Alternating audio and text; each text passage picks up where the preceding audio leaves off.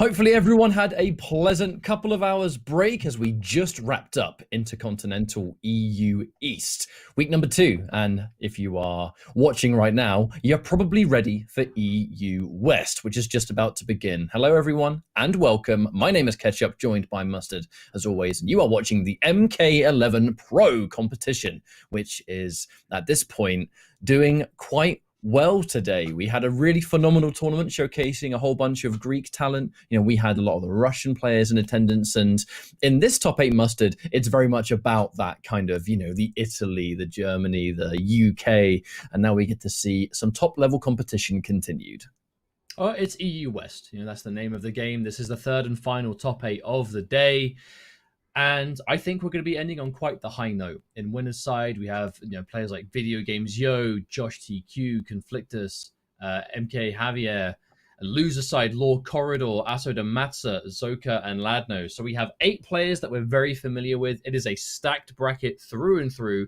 And a bunch of returning players that were also here in the first week of top 8. For EU West, where we had some players who were already able to secure themselves a tremendous amount of points. Of course, Video Games Yo got first place last time, so looking here to add some more to that to remain that number 1 spot. And all in all, I think it should be a good day of games. I think we're going to get a nice amount of variety. It should be good fun, and I'm excited to see things start.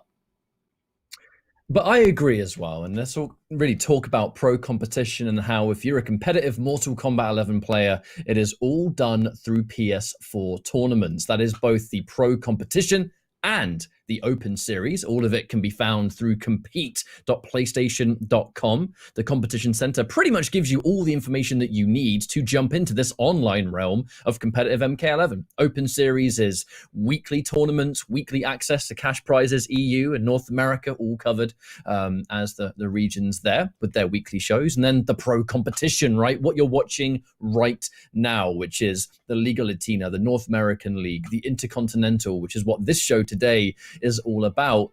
PS4 tournaments, they really have demonstrated a major amount of support for the Mortal Kombat community, not only this year, but last year as well. So let's talk a bit about our first match of the day. Those of you that have been watching for, the last couple of weeks, I think almost a month already, it's been quite rapid.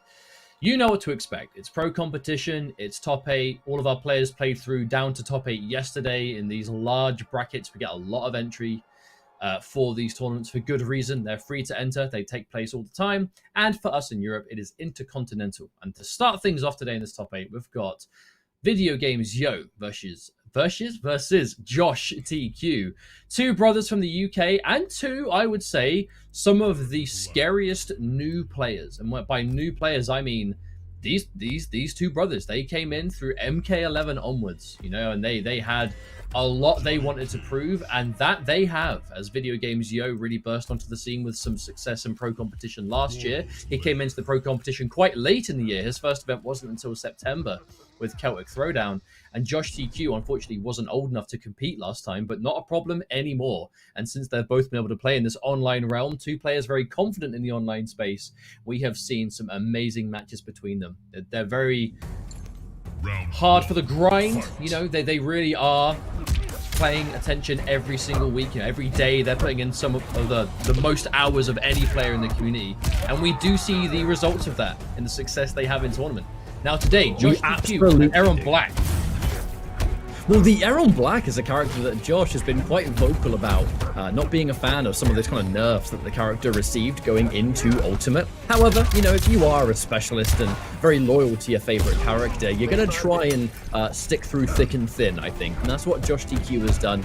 Definitely one of the absolute finest Aaron Blacks, even after Ultimate, and highly competitively successful. Last year, definitely, I think, would have been Josh's potential breakout year, I think, in certain tournaments, and has still been able to establish himself in the online world. Video Games Yo, a man that needs no introduction, really. But the Cage versus Aaron Black, this is favorite versus favorite. We know Video Games Yo is the original Shao Kahn main, but his favorite Mortal Kombat character has actually always been Johnny Cage. In his first round, there's the catch. Unbreakable as well. Oh, looking for the lows. Now, low. A lot of Aaron Black players like that one. But it wasn't something that a lot of Aaron Black players were experimenting with early on, right? That low gunshot is very different to the way it was kind of pre-Ultimate. Some Aaron Black players kind of just wrote it off straight away, but as we do go further into this game, I feel like some players really are taking a closer look at some of these specific moves, and that low, you know, the down Peacemaker could definitely be one of them. But Josh TQ, you know, one of the strongest Aaron Blacks out there, one of the only people that has stuck with the character. A lot of Aaron Black players have kind of moved on to other characters doing a similar style. Josh TQ dedicated, and we see a lot of success. And that down Peacemaker against characters that struggle to punish it, very problematic. It is a true low. It is safe on block versus a number of characters. You know, it is technically unsafe on paper, but it has a lot of pushback. He moves himself back while he does it. Well, let's talk about this matchup that's taking place right now. There's the Josh TQ. Very heavily focused on just that point-blank mix-up game. You have got the low shot, you have got the command grab, the wake-up down one, really challenging that meaty from BGY, who shows a lot of respect on wake-up, and the pushback. They're just looking to stick out that poke. Unfortunately for Josh, a raw jump-in is going to take it to the final round of this first game, but we can absolutely expect this to go to a game 5. These two brothers go extremely back and forth pretty much every single time they play each other. But now, the Cage and Aaron Black, not actually a matchup that we are used to seeing with them. They actually play so many different characters. There was a time where VGY was picking Sonya against Josh. I mean, it's just a sign of two training partners. You know, it's a point we've made many times and will continue to do so. They play the game a lot. They are training partners with each other. Of course, both GL boys. They do play very different characters. Oh, the full. No, whiff punish. I actually, yeah, video games, yo. Definitely expecting that to whiff punish. Quite surprised to see Josh recover in time. But again, that down Peacemaker really lets Aaron use those mids, otherwise quite dangerous. Like the forward 3 that normally has the gap in the second hit. The forward 1 that normally doesn't have the same kind of options. But to really poke with these mids. And then if he thinks that VGY is going to come to him, he has the sweep, he has the down 4. These good low profiling options. Oh, big neutral jump. Josh finds it. Instant confirming the fatal blow, and that is going to do more than enough damage. Josh TQ getting that first game, but not without trying. That was a close game 1, and I think you're right. I definitely would be surprised if we didn't see a game 5 going here. These are two players that they know each other inside out when it comes to gameplay in this game specifically, and they've gone back and forth in tournament. You know, they have beaten each other many times in tournament. It is not a clear-cut win every single time, especially now.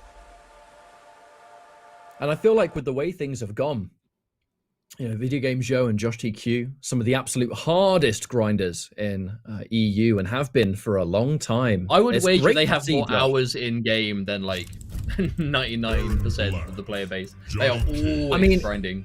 If I was looking at the two best players in Europe right now for competitive MK11, you could absolutely put up an argument for these two players that you see right here. You know, the UK has always been such a hub of, and this is not arrogant, I'm not even talking about me and Jake, right? I'm just talking about the fact that the UK has always been quite a hub of high-level Mortal Kombat competitively. And in MK11, it's never been more than prominent because there are so many insane it UK really players is. for this game. So it is the story of the UK in NetherRealm. You know, we've never been the biggest scene of players, but we've always had some players that are, you know, very adept at the game, you know, very knowledgeable. And that has only increased more and more through the games, to the point that in MK11, I feel like the UK has more high-level players in it that are like able to compete at the highest level than ever before in the NetherRealm game. And that makes me, as a biased UK fan, very happy to see. Yeah, very happy to see it. Josh TQ able to establish his own reputation. He is not just the brother of Video Game Joe, right? He has so many elements of individuality when it comes to his competitive realm here. The Aaron Black being just one of them. His matchup knowledge through the roof. Aaron Black, only one of many characters actually he plays. He does play Sindel in tournament as well. And as this round continues, just laying on that pressure. There's the pushback. And you'll notice it's less about mix-up on that low shot, and it is more about pushback and going back to a distance where clearly Josh gets a big launch and there's no break. No, Video Game Joe is not going to risk that. Even with the throw tech, he takes a bunch of guaranteed damage. Oh, big damage. Comeback potential. What's it going to be? All right, launch, finish it. Oh, that's so much damage. Looks for a big duck. Ooh, what are you doing, you madman? That is a, that is a slide and a half.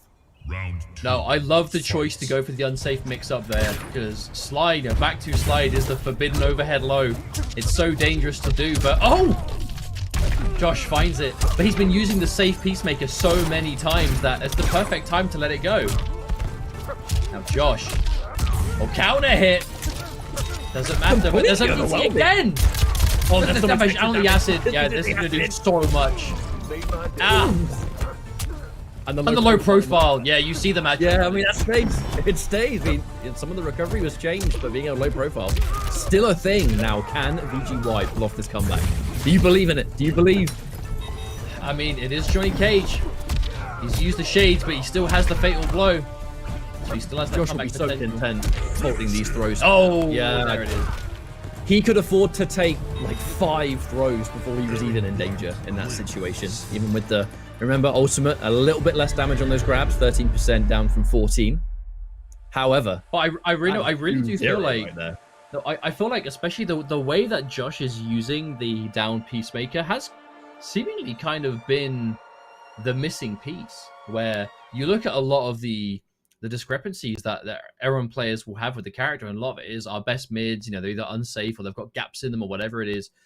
But the down Peacemaker, especially against a character that can't punish it, seems to really patch that problem. Like, it's not super high damage, but it's safety. You get to use those good buttons in a safe fashion to keep yourself at a range, and the range you end up at on block is actually not bad. Now Spawn, yeah, I definitely would expect to see some form of change here from VGY. VGY, he plays the board, he's played almost every character in the game at some point, even casually, you know, he's big on the streams, big on the content. In fact, both these players are, but VGY has always been good at playing the board. Now, going to the one, a pre-patch variation 2, Charge, which is the launcher, and the Glide. So you get massive damage, more mobility options, but this is the first time I've seen VGY pull out Spawn in this matchup specifically, so quite I think there is an objective here, and it lies in the variation name, movement. The thing about Video Game Joe is that a lot of us have always believed he has some of, if not, the best wave dash movement in the entire community. Really was, I think, the first player to bring that into the competitive space as consistently as he has, and Spawn's movement is fantastic. Combine that with the long-reaching buttons. Watch out for the whiffs, though. One of his weaknesses, that whiff recovery. Now, push in. Nah, the back one to challenge the gunshot. That's layer 1 here. Now, no, I wonder if that straight up punishes it. Because I know that down Peacemaker is unsafe on paper, but you need specific things to punish it. I don't know exactly how unsafe it is, but I would imagine, yeah, there is something you can do. At the very least, you get a button that occupies the space. So even if it doesn't punish the Peacemaker, he has to hold that. Standing 3. Video Game Joe, he does not want to overcommit, though. He's hitting a lot of these buttons, Mustard, but he's not doing the extra hits because he just doesn't want to get whiff punished. I mean, of course, that's the biggest problem you have to watch out for is Spawn. He has the movement, he has the range, but he doesn't have the recovery. Oh, that could have been a big punish. In and out. No commitment. Oh! Raw drop kick. Another whiff. This is a scary moment. You got to watch out. Full screen, fatal blow. Aaron Black, he can't even whiff. Every button he presses, he has to be completely confident, because if he whiffs anything, he's going to get fatal blowed. Ooh, even that projectile was mad. I'm actually quite surprised. Yeah, that was definitely dangerous. Oh, the amp! And the chase down on the backdash. Josh found it. He read specifically the roll, and that is what happened. And that is a perfect way of going into match point. Now, 3-0 to Josh. Definitely not the result I would have expected here. This could be a very impressive way to start. Looks for some kind of floor block and wake up, gets the down 1, but I think the objective was honestly anything from that point. Looking to dash in, the empty jump down 3 just to try and catch you off guard. You want to try and trip guard me with a high, eat this poke. By the way, as we go to this jump distance, the acid to just put the pressure on. Video Game Joe taking so much free damage. Goes for the tick grab. No punish though, the back 1. That's the thing. VGY does not want to overcommit to these buttons, but if he just did it once, there'd be an opportunity for damage here. Low profile, the back 1. Aaron Black. Oh my god. Aaron Black, he's still the king of that. The sweep, the down 4. He can go under him. Oh, big punish. Rare footage of Josh not doing anything, but no resources for VGY. Oh, no. That's a punish. This could be huge. Oh, that's a lot of damage too. Amplify it, yes. Yes, it is. Now what's a bar here? Josh has the bar. VGY can't break. Has to be careful. And then there's the back 2. Every time he blocks, it's going to be a danger. Dash up throw, but the tech's a crucial tech. What's next? Pipeline. Another grab. Oh, and the uppercut off the launcher for guaranteed damage. Now we see the disrespect and we don't see the mercy. Now, Chris, is that disrespect or is that popping off? I mean, I feel like it's popping off, but I don't want to be too sure. Probably going to be popping off. But let's just talk about that, man. I mean, but well deserved. Let's do exactly that, because that was 3-0 to Josh. This means that in both EU West and EU East, we started the day by week 1's winner being 3-0'd by someone that they played in that same tournament. All right. Well, so actually, no, it was a different tournament they played for Russia, but, you know, same thing applies. You know, swept at the start of the show. Damn. So in that final round, I'm pretty sure at least 3 times we saw Aaron Black's low profiling pokes go under, spawns back 1, spawns forward 2. Things that normally aren't very used to getting poked out of, it happened with Aaron Black, you know. So Aaron's pokes, there's changes to recovery, there's changes to frames and all that kind of really nitty gritty stuff. But the core function of being able to go under things clearly still exists, and it has always been and probably forever will be a big part of the character design. Josh DQ playing incredibly well here, being able to 3-0 Video Games Yo, no matter how familiar you are with this player or not. That is no easy task and a hard-earned winner's final spot for one half, you know, of the CGL brothers. I know Dizzy TT is there as well, but he's not related to them, so my point stands. But going into our next matchup, I'm really happy to see Josh play this well. You know, there was no need to dive into it, but it's good that he's back this week and he's able to give it his A game again. No, I agree. To win. I think this is definitely a result that Josh would greatly benefit from. You know, he had some unfortunate situations last time he was on stream, which, you know, definitely stopped him from arguably achieving the points that he otherwise could have got. But, you know, he grew from it. And here he is, the immediate next tournament, sitting in winners finals by taking out his brother, VGY, who is the person that sent him to losers in that tournament. So if that isn't just the ultimate redemption in tournament, I don't know what is, as he now awaits the winner of our next match, which is going to be Conflictus versus MK Javier. But before we get that match started, as we get the players in the lobby, let's talk a little bit about the pro competition, because you're watching it right now, you've been watching it, but you might not be too familiar with what it is. So let's talk about that a little bit. I agree. Intercontinental Combat, North American League, and Liga Latina, and they all have their sub-regions included. So depending on where you come from, you have your own league to take part in. There is that total prize pot, which is split between the regions. The top 8 will advance to their regional finals for Intercontinental and Liga Latina, and then North American League, you can see it's top 16, and they all have their own individual finals as well. So if you're a fan of competitive Mortal Kombat and you play this game and you want to get involved, it is, again, compete.playstation.com. It is not only that, but hang on a minute. Wait. So we've gone straight into this next matchup. And it looks like Javier, known as a Scorpion player, by the way, is going in with a spawn. But I'm curious, actually, what is the variation? So charging Hell Spawn, that's going to be part 1 of this. Is it the Air Letha Glide as well for Javier, or what's the extra utility going to be? That is always the question. That is always the question, because we know, as far as we can see for spawn in tournaments, the charge is like 4 for the last spawn play. You know, that's the most important. You can see no second bar. But the big thing is Javier. There it is. Scorpion. Oh, okay. So this is actually a very interesting variation for spawn. So you have the charge, but instead of the restand, you're going to have the chain for safety. Now this does considerably cut your damage, because the restand is where a lot of the damage will come from. But you still get a much higher than average damage with a safe option if you want it. Right there. So this is actually quite an interesting variation. It's much more of a... Ooh, that was actually huge.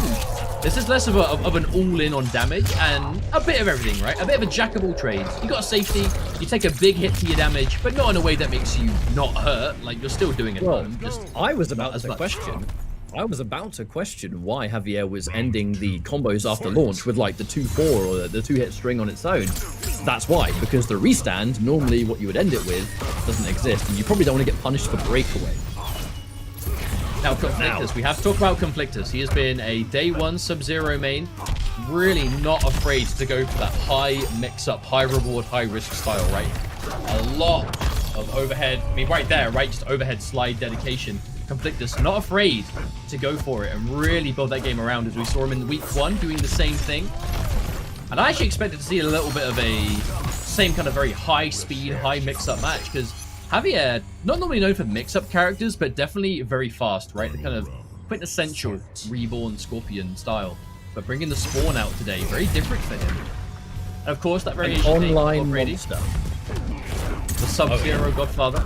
The Sub-Father. But I feel like that's just the way it is. A lot of Sub-Zero players in more modern Mortal Kombat games always pay tribute to the original. But it looks like we now go in. The slide. Oh, that's one of those accidental breakaways right there. Oh, there it is. Want to break that. Now, this is actually an element to fighting. There's actually an element to playing a Spawn that I feel like Sub could have issues with, where... Oh, you're dead. No, never mind. Oh, he should have been. He should have been, but no, a big drop. I actually don't know what Javier was going for. I mean, I'm pretty sure he still could have killed. I mean, we don't have that Fatal Phantasm. We don't have the bar for the second launch, but surely something. Unfortunately, there's a drop. Javier, will he live to regret this decision, or is it going to be out of it here? I hit my fatal blow. As long as there's bar. Oh, but he used it. No, he used the slide KB, and there it is. It's the down one into itself. Turned it into chain. That would have plowed through last breath. I think, no, down one on a hit would have guaranteed down one on block, which would have been the first hit, and then 2 hits to the cheat. Yeah, that would have killed. That would have killed. The second that first down one connected, it was over. But here's an element that you're going to struggle with, though, if you're Sub-Zero. Because if you have... Because we've seen a lot of different kinds of Sub-Zero. I feel like, contrary to popular belief, Sub-Zero is quite a versatile character in this game. You know, with the abilities he can equip and his moves, fundamentally. Yes, he's high. He can be played high mix-up, high risk, high reward. But with that style does come high punishment, right? High reward does not come without high risk. Against Spawn, who punishes you for like a minimum 350 for a bar... That's a risk you have to calculate. You cannot just throw yourself at him to try and go for the overhead low game. Because you can try it, and if it works, sure, but if it doesn't, and you're against someone that is really confident in that defense, and they're playing Spawn, and they're punishing you with that, you have to be careful at some point. Now, as we can see here, you said that Sub-Zero definitely a versatile character, contrary to popular belief. It's definitely down to players, I think, choosing to just go with the comfort or going with what they think is the most efficient for them. But absolutely, there are different avenues you can go down. But with Spawn, I think actually another one of those where custom Spawn, lovely whiff punish and the break just to guarantee or make sure you're good to do so. Spawn, a character that has a lot of options, but many is that charging Hell Spawn for the damage alone and then extra utility. Often it is that glide. Players still like the one, and I think that Conflictus, he is comfortable blocking that low, really forcing Javier to say, you want to get this mix-up on me, you have to put your life on the line to do it. Well, I feel like that's not... I feel like that's not the reason he's picked the chain. I feel like he's totally okay to have the chain blocked. You almost want them to block it so you can establish it. Yeah, I mean, look at the range it pushes you back on block. Look at the range it puts you to. Spawn is still exactly comfortable from that. Oh, the block again. You're going to forward to me, mate. Eat the chains. You got my club. No, but you also got like, you'll whiff punish the big boot really well. You'll whiff punish like forward twos that aren't quite in range.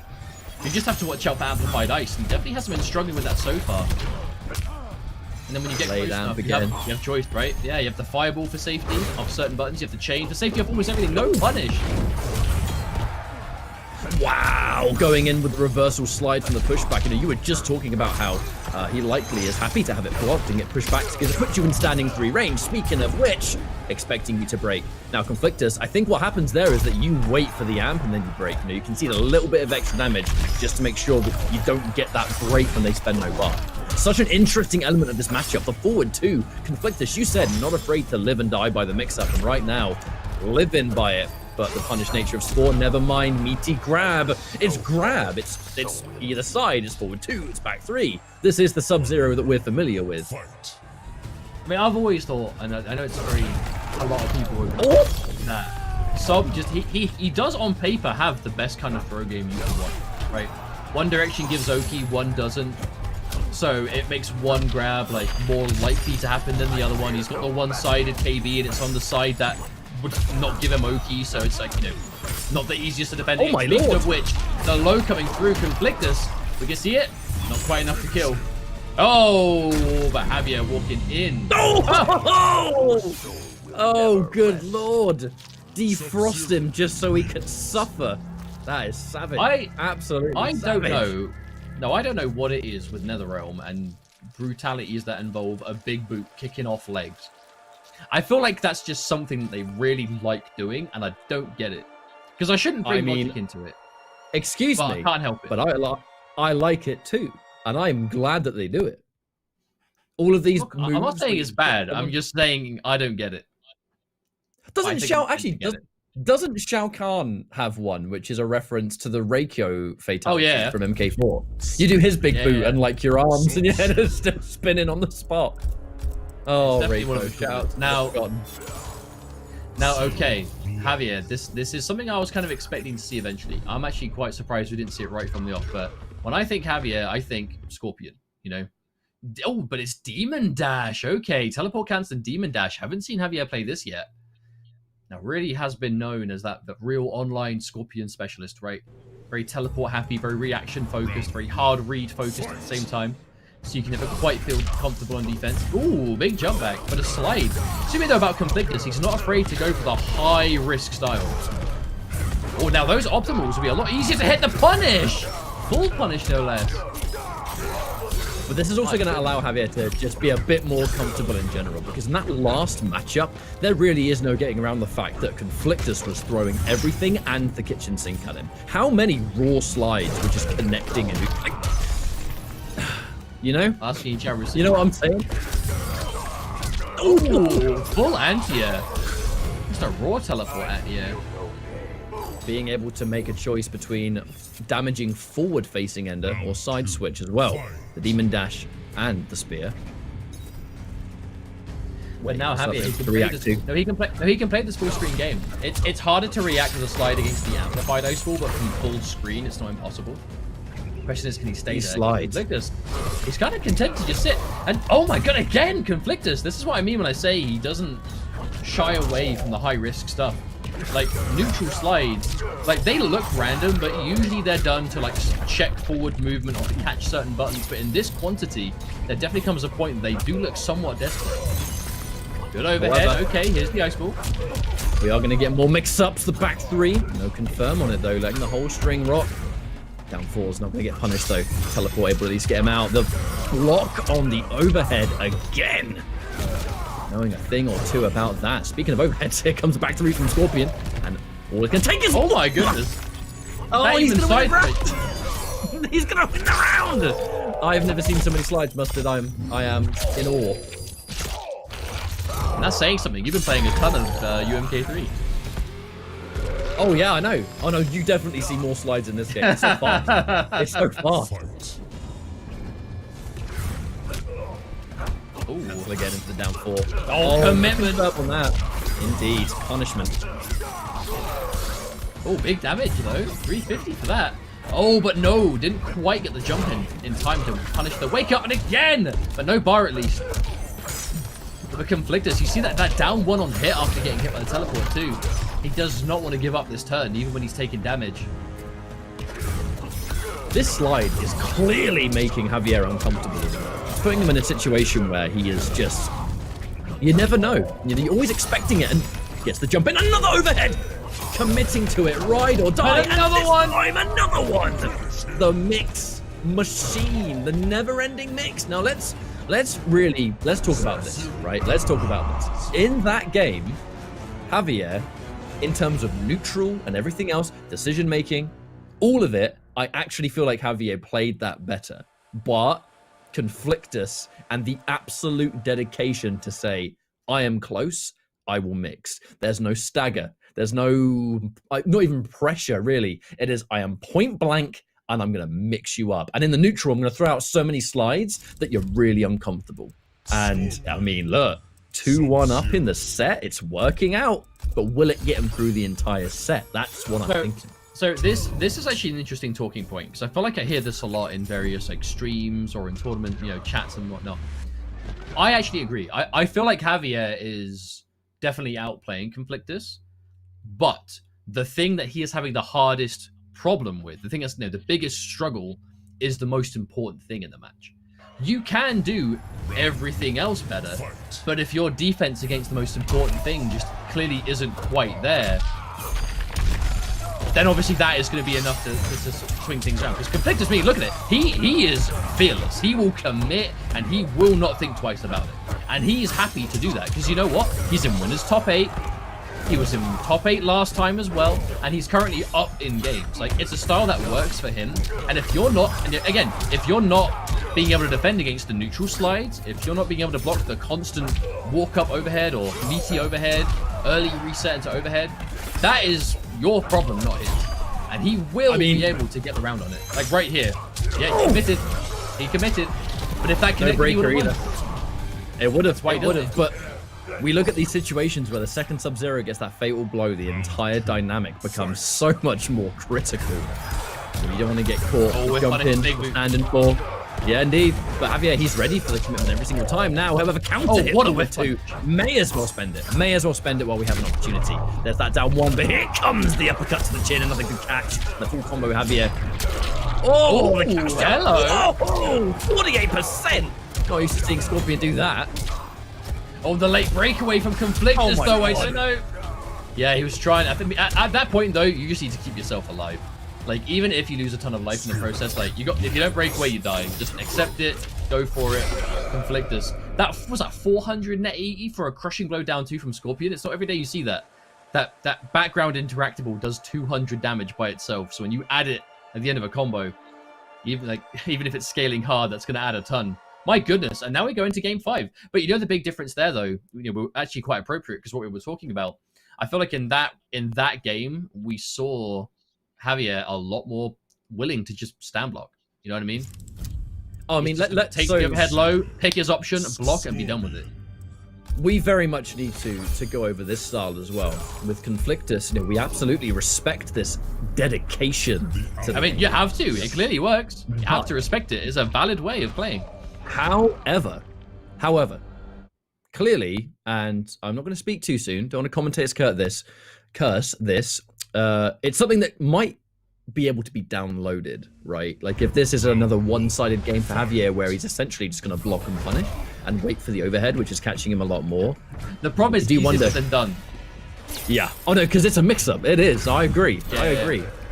No, so the way it generally boils down to is the overhead can be reacted to, but you cannot react to the overhead and tech throws at the same time. A Sub-Zero player that can sense and get the feel that you are looking for the reaction will throw you, and the throw will deter you from reacting, right? That's the general gist of the gameplay. So that's how going to be a side switch at the end and a swift match point here for Javier, who at this point, I think he's actually catching sight that Conflictus probably feeling the pressure a little bit on defense. And there's the reversal grab, catching the... Actually, was that was a true punish as well on the teleport. Kind of hard. Full combo.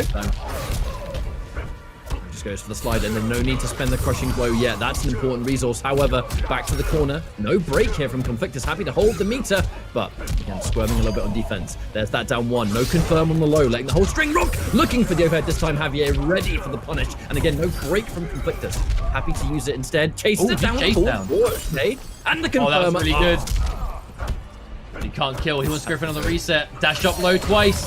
Oh, and the down 1. And there it is. The creeping ice. Match point in both players. That creeping ice, he's had it the whole set, but Conflictus, he wants the biggest reward. So he's always committing to the ice ball instead. Now we get this. Speaking of commitment.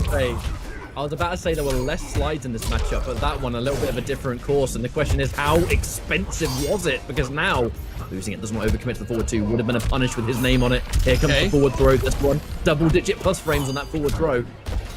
The down 1, cheeky. Oh no. Yep. The mix continues. Oh, hello, another environment used. But that was his only bar of defense. And that's that. No, there's 60 seconds left on the clock, and that's going to take about 40 to come back.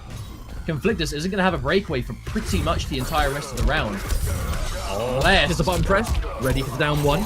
Right, what's it going to be? Ending it with the corner positioning. The jump in. The overhead again! Hang on. The absolute commitment. And he mixed no, he didn't commit! No, he committed that! One time too many. No, one time too many ketchup. One commitment too much. That is truly the most tragic way that could have gone for Conflictus. He got the mix-up. No, he won it. He got the mix-up. That was the one mix-up in this entire set that he didn't commit to. The one mix-up he didn't just feel deep down was going to work. So he didn't confirm it, and he didn't even commit, right? He just was like, I'll do this to establish it, and it is what it is. That was the one time in the whole set he arguably shouldn't have done that. And then he committed to the unsafe one immediately after.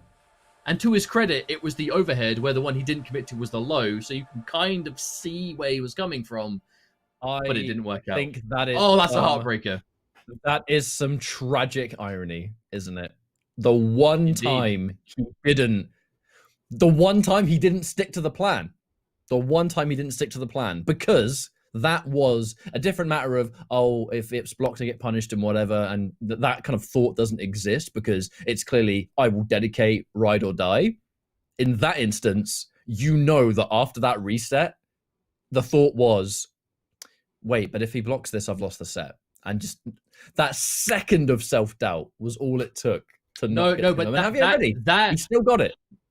And that is aside to the very high risk game plan that you have to take into consideration, right? Because Conflictus, I feel like Conflictus is the #1 Sub-Zero I see that is like the definition of fearless. Just I will dedicate to the mix up. If it's blocked, so be it. And if it hits, I know I'm gonna maybe start winning the round on this, right? And that's not all he does. Obviously, he's a solid player for sure, and his results are speaking for themselves in that department. But even a player like Conflictus, who is so committed to it, might have that one moment of hesitation, which is all it takes for the set to not go out. And that is exactly what happened there. But in brighter news, we want to give a huge thank you and a shout out, of course, to Astro Gaming for being the official audio partner of the MK11 Pro Competition. They are the official audio partner. All of our caster audio is powered by Astro, and it will be for the entirety of this entire season. You can visit astrogaming.com to find more information on all of their officially licensed PlayStation audio products, which are all available right now. So thank you, Astro. Shouts to Astro. We do appreciate you very much. And Astro have definitely been a big supporter of MK and are continuing to be. So thank you very much, guys. But back to the matter at hand. Yes, indeed. We have our next round, which, as we go into this next matchup, we're entering losers bracket territory. Yeah, so losers bracket territory, I mean, look, this is where the chips are down. There's no more room for error. If you're out, the tournament's over for you, and it will be two players that are very familiar with each other, playing a lot in the Open Series, historically, Law Corridor and Asso, two players that have actually been able to dominantly win Open Series in the past. Asso having a better record in terms of getting those tournament wins. But Cetrion versus Joker, likely to be that matchup. I don't think we'll ever see Asso not use Cetrion in tournament. But Law Corridor has been playing a whole bunch of different variations. I think recently been really finding the feat with the Kapow and the Super Jump. Law Corridor, since the customs have been introduced here with Ultimate, hasn't looked at Jackie at all. Now he can give his favorite character a super jump. That's pretty much good enough for him, I think. I think he much prefers this character. And I don't want to put you on the spot, but Asso has actually played one character in that isn't Cetrion in tournament before, Shang Tsung, who is basically the same archetype anyway. So barely counts. Barely counts. Round one. He saw it one time. Now, okay, so funnily enough about how Law Corridor has been playing Joker, I remember when Ultimate first came out, we would see Law Corridor play Jumping Jester, Super Jump, and the low back gunshot. I remember seeing him say, I would never need to play anything else. I literally don't need other characters or other variations because this does everything I need it to do.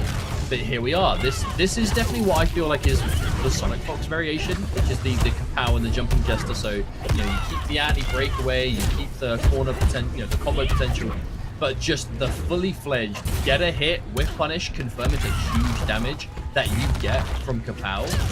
I like how there's already like multiple forms of Joker that are popping up. This is not a one variation character. Speaking of which, being able to do confirm though, and the use of Kapow, especially off the cancel game, the ability to get those cancels on deck from Fatal Blow, not having to just commit to that 1-2, which can have a launch on it, yeah, but it's a bit harder to confirm.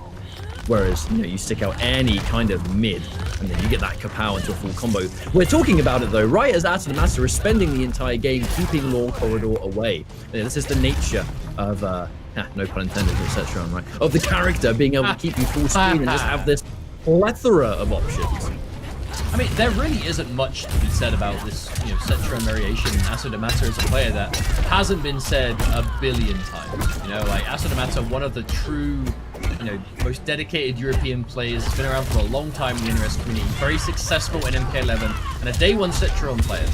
We really, his gameplay will speak for itself. There isn't much we need to say as we see him again continue to push this advantage. The roll is punished by the ground pound, and this is where things get dangerous. Avoiding that chip damage. He's flawless blocks, however, from Lord Corridor. They were clutch until one didn't work out there. No doubt trying to flawless block that Hell's Wrath. But no, I would love to see Lord Corridor really stick with this variation a bit more, though. Because I feel like as a Joker player, there are some matchups that you do kind of just need Kapow. Like, you need that range, you need that damage.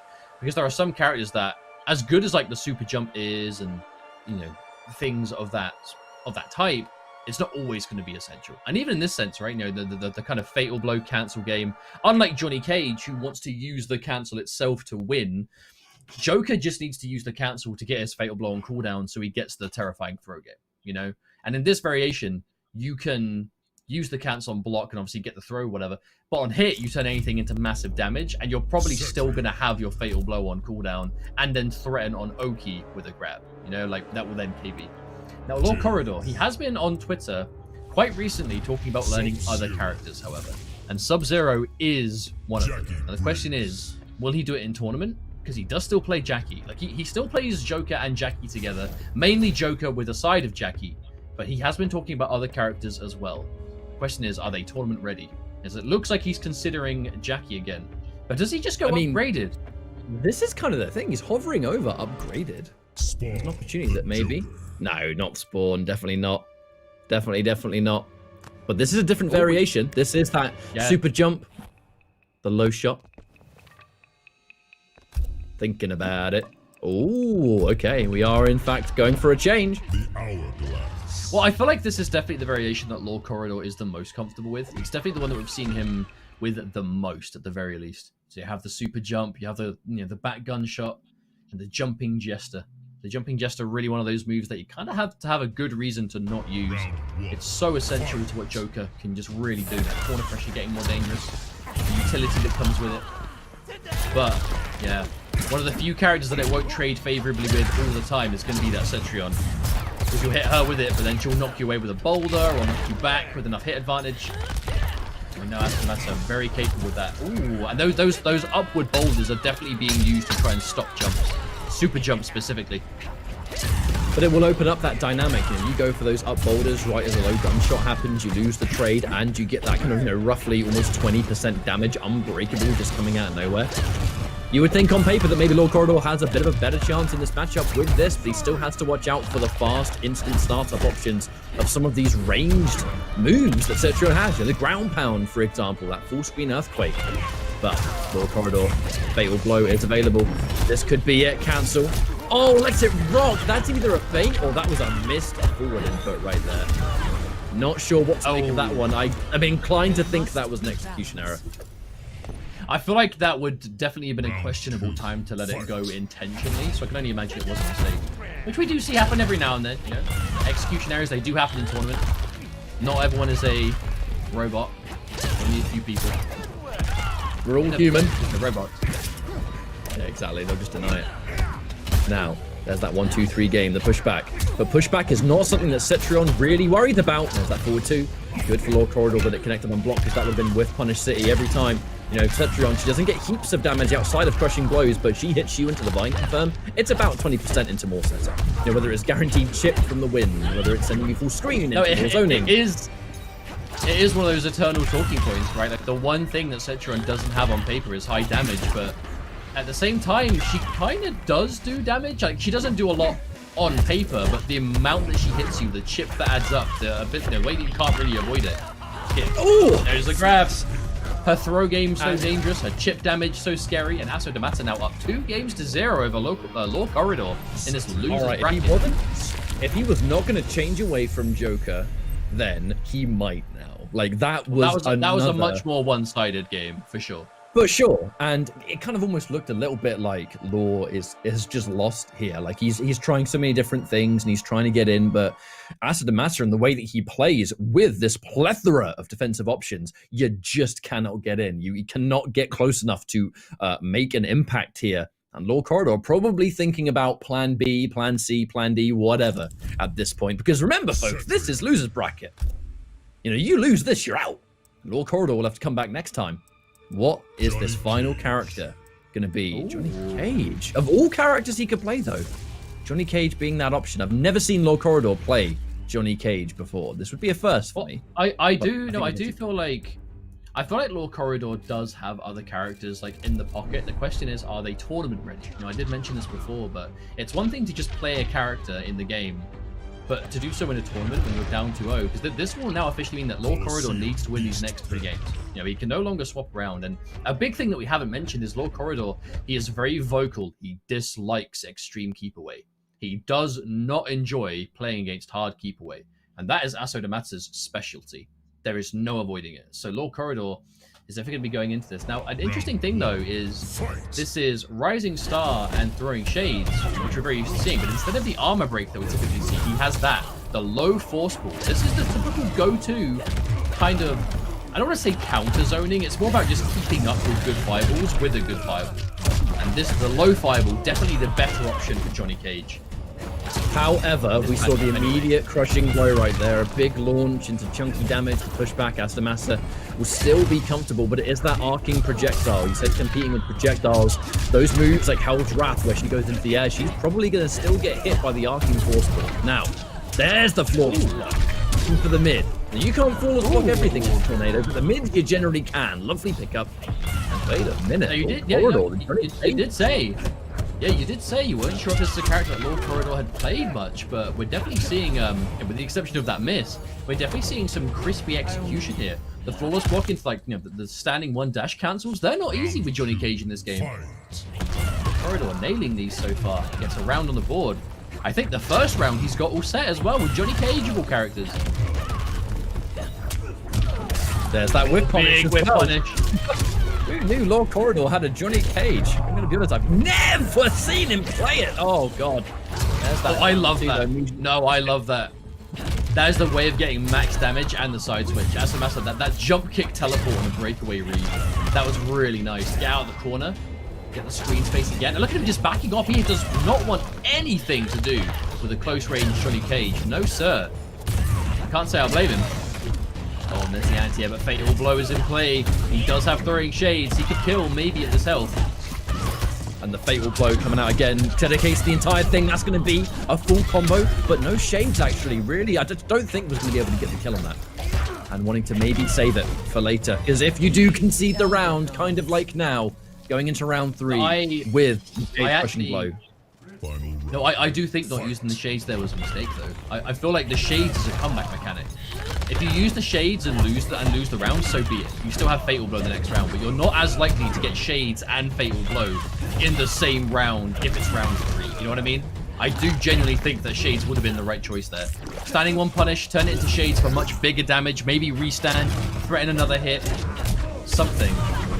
Right well, now, we might be talking about this in a little while because so far Asso Damatz's looking really confident in what could be this final round. No, we're punishing that back 3, although definitely looking for it. Okay, there's the mid. Oh, he crossed up the stand 1. Yeah, indeed. Still hasn't got the life lead, but this is a damn good start. Dash up, grab, and yep, throws out of the corner, trying to keep it tricky. Now Shades will kill, but so will, actually at 400. Yeah, so will Fatal Blow if he confirms into it. Asso Damatz. Oh, interrupt. Probably going to be holding that block button like his life depends on it. He'll be content taking grabs right now. He will block every single low and mid until the grab will kill absorption. Oh, whip punish. Oh, the raw kick! That was such a good read, but the max range! Oh no! A max range down 4 into the instant friendship. Asso Damatz.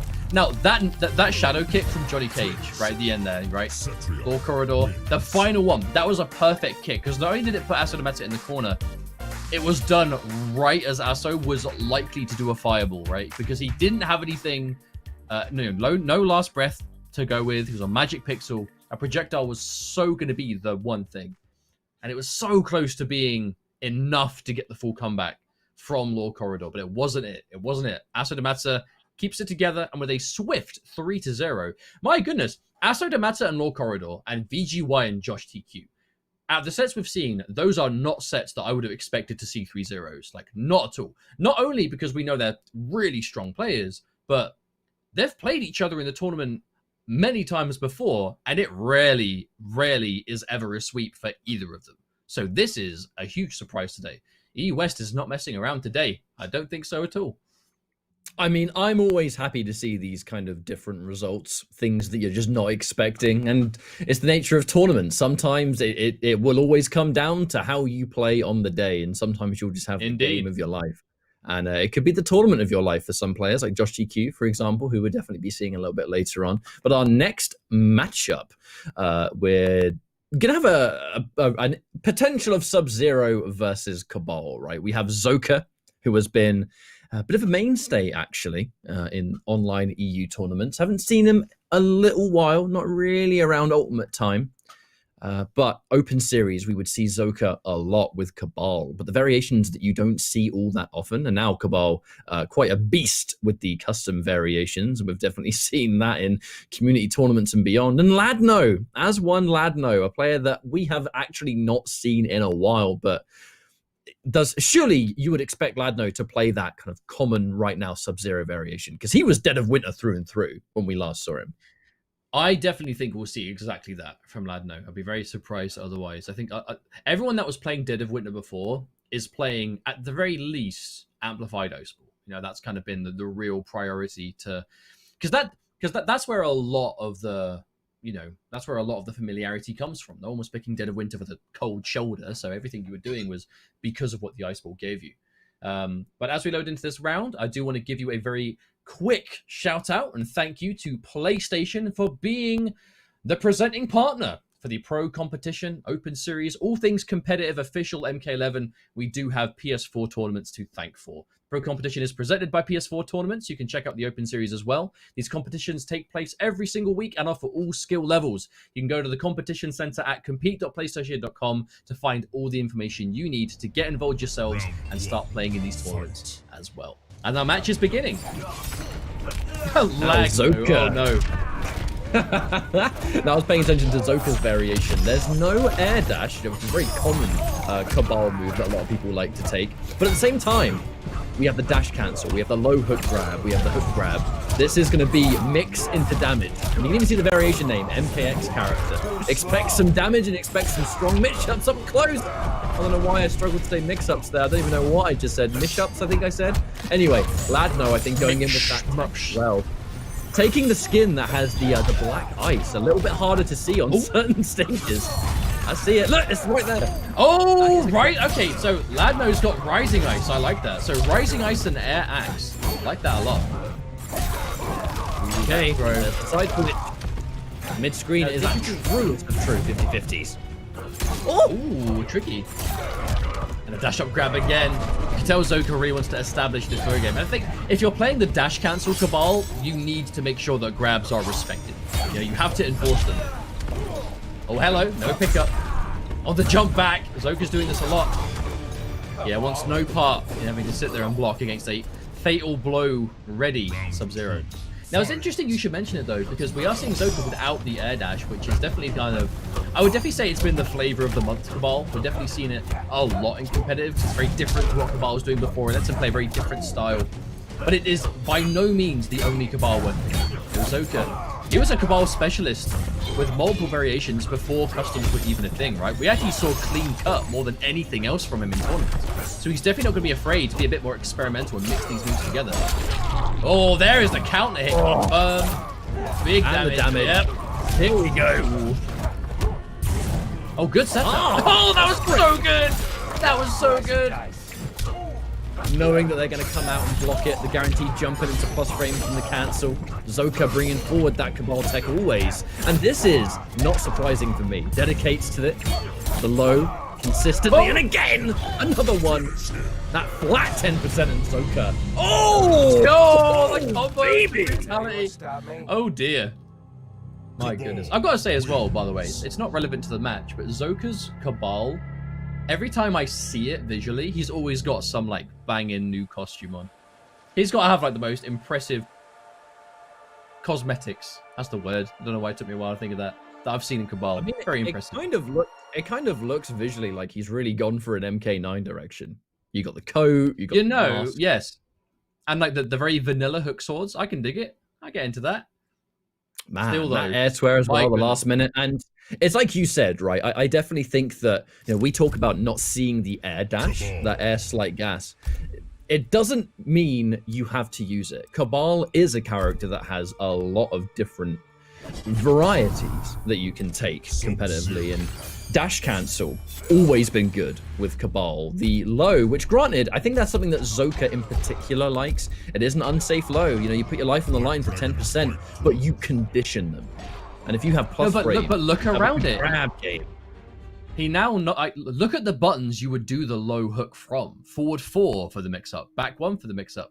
Individual buttons. And in this variation, when you have the dash cancel, individual buttons tend to be cancelled for massive frame advantage. So you have that extra layer on top of what is already the low mix-up. So it does add that extra layer of spice to it that will make it really difficult to deal with. Big neutral jump connecting, and Zoka showing us a bit of a masterclass in Cabal. What a setup. Ooh, that was a good knockdown advantage.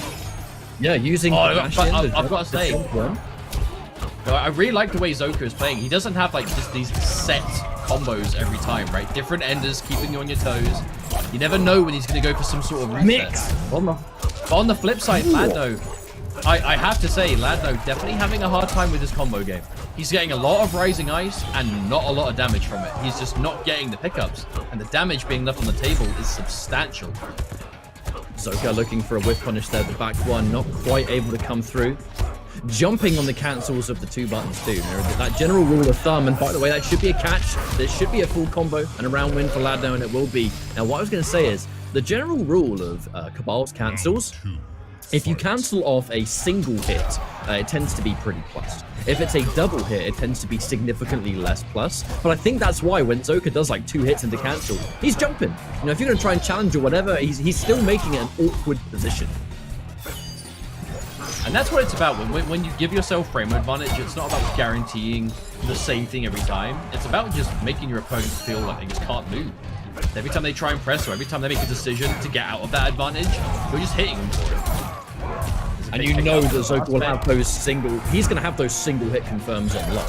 If he's hitting those single buttons into dash, it's not random, I promise. Like, on block, he'll cancel it. On hit, you have those extra frames to work with to see that it's landed. You can let the whole thing go. It's a really nice the anti-air down 3, and he knows you're going to try and challenge for confirm. Whiff punish again. Big whiff punish, yeah. Actually, whiff punish with just the lead into the low as well. Yeah, just try and keep it safe. Well, not even safe, but trying to like, yeah, if I hit, you're dead, and on block, at least it's a mix-up. That would also kill. Oh, looks for the anti-air again. Down 3, not quite able to land. There's that forward 4 plus frames once more. The grab game's so scary. If you take this Cabal, oh no! Full combo. Side switch. And that's going to be it. The low just my goodness. Oh god! Ladno is really struggling with this, looking for the meaty down 1. The mix-up again off that back 1. Tries to wake up 3, and that's a confirm. That's the game. I think that's it. He's dead. Finish it. Oh, on a slam. Zoka. This is, I'm going to say, when I last saw Zoka play this game with Cabal, I think it was one of the Open Series, one of the first ones I recall. He was not using this variation. This was not a variation that we saw at all, and he is such I think, a champion of showing what Cabal can do if you go a little bit against the grain. And I'm very curious to see the development of this character throughout 2021. I think Cabal is a real winner of Ultimate. I have always felt that Cabal is one of this game's biggest examples of just quintessential balance. You know, like he is a very well-designed character. He is very strong, but he's at no point in the game has he been like broken top tier, you know? Like he is always reliable. He does a lot of things right. He's a bit of a jack of all trades, but he's not like the best in the game at anything. But that's fine, you know, because his especially now in customs, the options he has. We're seeing here the low grab, dash cancel, hook grab. Dash cancel and hook grab are very common, but you can go for like one of his 2 restands. You can go for the safe one and the gas blast. You can go for the universal one and the extended hook, right? You have the air dash. Like there are so many choices that Cabal has, the options. You really can like play the Cabal that you want and do well. And Zoka has always been a really good example of that. But in Customs, it did take him a little bit of time to get into his stride. Like you said, when we last saw him in Customs, I don't think he was even playing this variation. Whoa! Lovely pickup there from Zoka. Let's not forget Cabal. I think one of the victims of the down 1 changes, where those down 1 confirms dash in. definitely affected those combos mid-screen. Doesn't sound like much, but you do have to go for slightly different combos now. Maybe not so much in the corner, but that will be a catch now. Ladno gets the launch. Break at the last minute to try and save his skin. There's that short hop. Was it a flawless block attempt? Who knows? Either way, it's going to be Ladno taking the round. First of which, and signs of life at last from Ladno. I think that Zoka has really been in charge of this whole set. Now, question is, will he remain to be? Because that's what happened in the second game. Ladno took a relatively strong first round, but it quickly slipped away again. And will it happen here now? Oh, that was a big read on the KB. Yes, it was. At a range where you feel safe. Oh my goodness. It rock. Still gets the pickup as well. Those Yeah, he combos whiffed are the standing significantly two. harder. Yeah, he whiffed the standing 2 in the 2-3 and it's still comboed. I've never seen that. That's match point. Corner pressure as well, Zoka. And because we've seen he has those confirms on lock, every time he does the overhead off that back one string, I'm pretty sure he's looking where if it lands, he will still get the combo into the dash and it'll cancel a block. We're clearly seeing that in action. Not quite going for anti-cross up there. Didn't trust its reliability as that meaty. There's the confirm again. This time, oh, gets it completely guaranteed. He'll slam it down for the extra damage. Normally you won't see Kabal players ending in that KB unless they really want the damage, because that is his biggest opener, but you've got this much of a lead. It's not about getting the biggest damage potentially, it's about extending that life lead as much as possible. And the armor break, a good way of doing it in that situation. Zoka tempting fate now. Fatal blow there. Oh no! He didn't hold it, maybe. Yeah, he just didn't know. He didn't hold it. He didn't hold the amplify button. That would have KB'd that sword, but he just let go. He still tried to pick up. Oh, he did the dash. It is very unusual that he would go for that. Oh! 1-1-1. That's going to be game over right there. Zoka nearly had quite a significant choke right there, but honestly, at the last minutes, the fact that he was able to pull it off and showcase that crispy Kabal.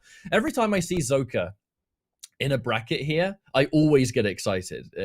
I was a fan after the first time we ever saw him play. He was playing clean cut before Ultimate, and it was some of the cleanest Kabal play that we'd ever seen. And it was a variation that people had kind of stopped playing. And it's like, man, this guy's sick. But it's clearly a fan of the character, a loyalist of Kabal, and the second Customs gets introduced, you have this opportunity to start really going mad scientist mode with experimentation and giving us a good display there. Unfortunate to see Ladno go out, you know, but getting top 8, no easy task. Zoka, a player that I'm keeping my eye on, but has a bit of a tricky matchup next, as I do believe it'll be Zoka and Video Games Yo as the next round of losers. So we'll be seeing that a little bit later. But that's going to be a bit of a challenge, I think, is an understatement. Well, it's a challenge that he is going to have to rise to. You know, this is for points to get towards the end of the season of Pro Competition. You know, we are week 2 of 8, so there is plenty of weeks left to come. But the more work you can do now, the less you have to try throughout the season. But that does mean that we are finished for our first round of games. But before we go to our first break of the show, I want to give a huge shout out to the merchandise for the Pro Competition this season. You can go to amazon.com/Mortal Kombat and find all the goodies that you might want, whether it's like, you know, t-shirts, hoodies, general merchandise. It's all there. You can rep your realm and visit the Pro Competition merch store. You can go for different regions. They all have their own apparel for, you know, a bunch of different MK11 characters. If you've got a favorite character in the game, there's probably some merchandise of it in some way. And of course, it is a direct way of supporting the Pro Competition. So if you're a big fan of competitive MK11 and you want to show some support to Pro Comp, that's a great way of doing it. And I do hope you find some cool stuff to wear as we go into this new year. But that does mean that we are finished with our first round of games. And I say first round because there's plenty more where that came from. But while we get the next matches ready to go, we are going to go to a short break. So thank you very much for tuning in. And we'll see you in a few minutes' time when we will be back with the next matches. We'll see you in a few minutes.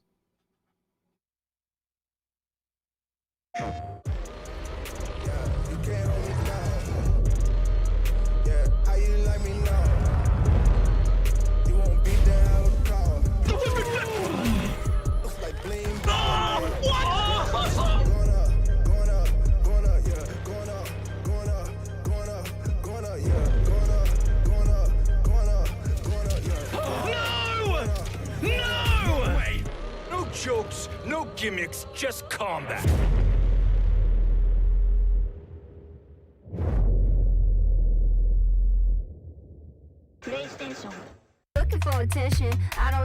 catch attention. Cause I'm in the fourth dimension. Trapeze high in suspension. Now don't bother with the haters. Cause they all be imitators. Real life manipulators. Get it back up and see you later.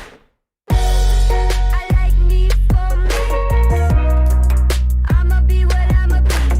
I like me for me. I am who I wanna be.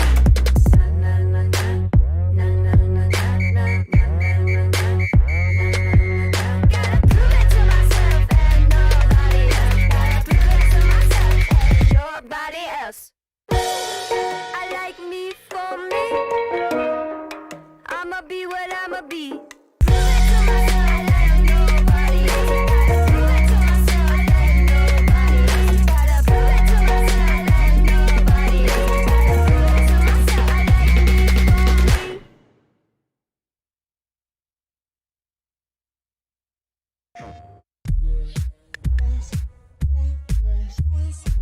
Hey guys, Ketchup and Mustard here, and it's time to test your might in the Mortal Kombat 11 Open Series. Ready to rumble?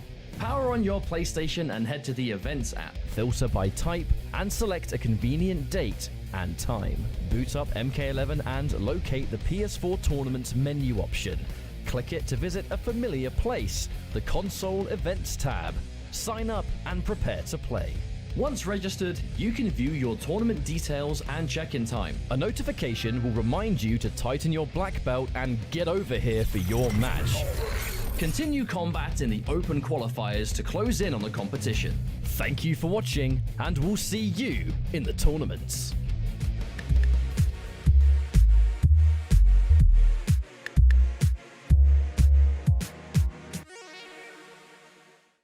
PlayStation.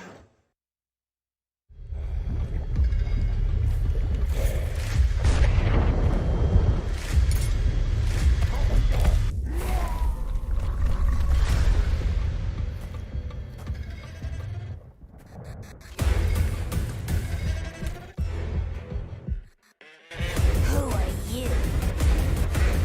I'm your worst nightmare.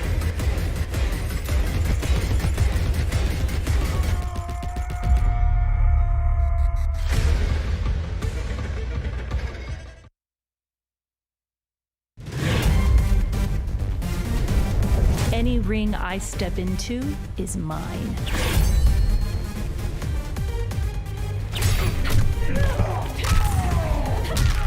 End of the line. Then this fight is now personal.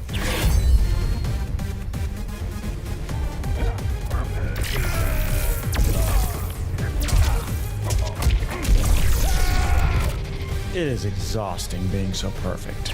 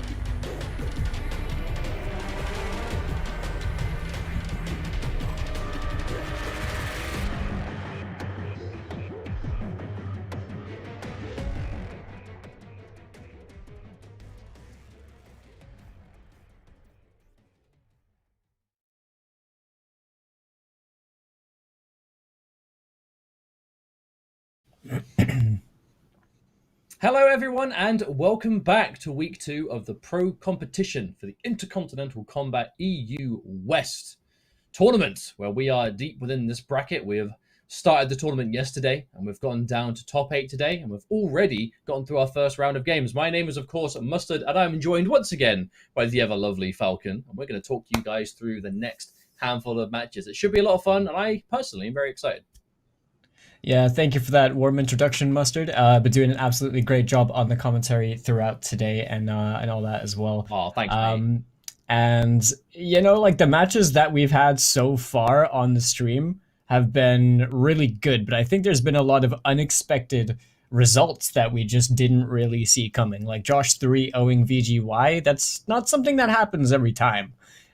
He's known to be quite, you know, Josh's demon in that sense, and then Javier pulling off a clutch win against Conflictus as well. But the 3-0 against Law Corridor is probably the one that sticks out to me the most. As Law's been a very consistent player over the course of time, he's gotten better and better to a point where he's got this Joker that's almost uncontestable by many people in the scene. So losing 3-0 to Asso just goes to show just how purely defensive and hyper lane Asso is, you know, like happy to play, that he's able to just pull that off in such a strong fashion, really. But before we can get started in all the games, we just want to give a quick shout out to the presenting partner, PlayStation 4, the PS4 Tournament Open Series. Mortal Kombat 11 Pro competitions presented by PS4 Tournaments. Be sure to check out the Open Series. PS4 tournaments are weekly competitions for all skill levels. Compete against your friends and rivals for unique rewards. You can visit the PlayStation 4 Competition Center, the one destination that has Mortal Kombat content that gives you an inside look at how top players play and tips and tricks for all players of all skill levels. All you have to do is head over to compete.playstation.com, sign in with your PSN, and it is as simple as that. Get signed up, get competing. If you're looking for a breakout performance or looking for somewhere to start when it comes to competitive Mortal Kombat, that would be the way forward. If you want to get involved, there is no better time than right now. You know, it's free to enter. Everything's online. We're all stuck at home. You're playing MK anyway. What are you doing? Get signed up.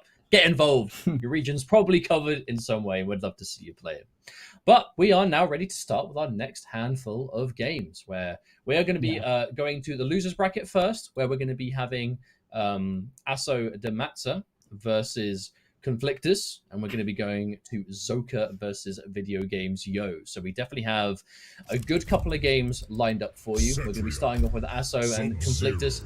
This is an interesting one because, again, I feel like we say this a lot in this game because I think some characters are quite polarizing in that regard, but you have the extreme offense of Conflictus and then the extreme defense of Asso de Matza. You know, I really feel like this is a perfect example of that. And this is also a matchup that Asso de Matza has been very vocal in the past about. Just doesn't like fighting Sub-Zero, especially the extreme mix-up focus style, which we know Conflictus is bringing to the table. So how do you think this is going to go? Well, it's a very player-oriented preference thing, right? Like, it's Asso, regardless of how good he is as a player, personally really dislikes fighting against Sub-Zero. And I think Conflictus is a very unorthodox Sub-Zero, someone without much of a care for the risk-reward factor, so to speak. And that could be a very dangerous tool playing against someone like Asso, you know, who's expecting usually people to play in a more of a conventional, like, you know, way that you would expect from a competitive player. But Conflictus really breaking the mold in that sense, like right there, just challenging with a slide. Unafraid to just throw out some risky decisions and just get the maximum mileage out of them if they do work.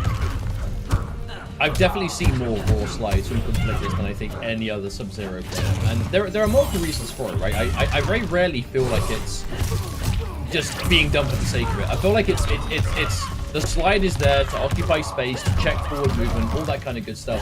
But in this kind of instance, right, it's going to be maybe like the Boulder has the long startup, the Hell's Wrath has to jump first, so maybe he's like trying to catch them before they're active.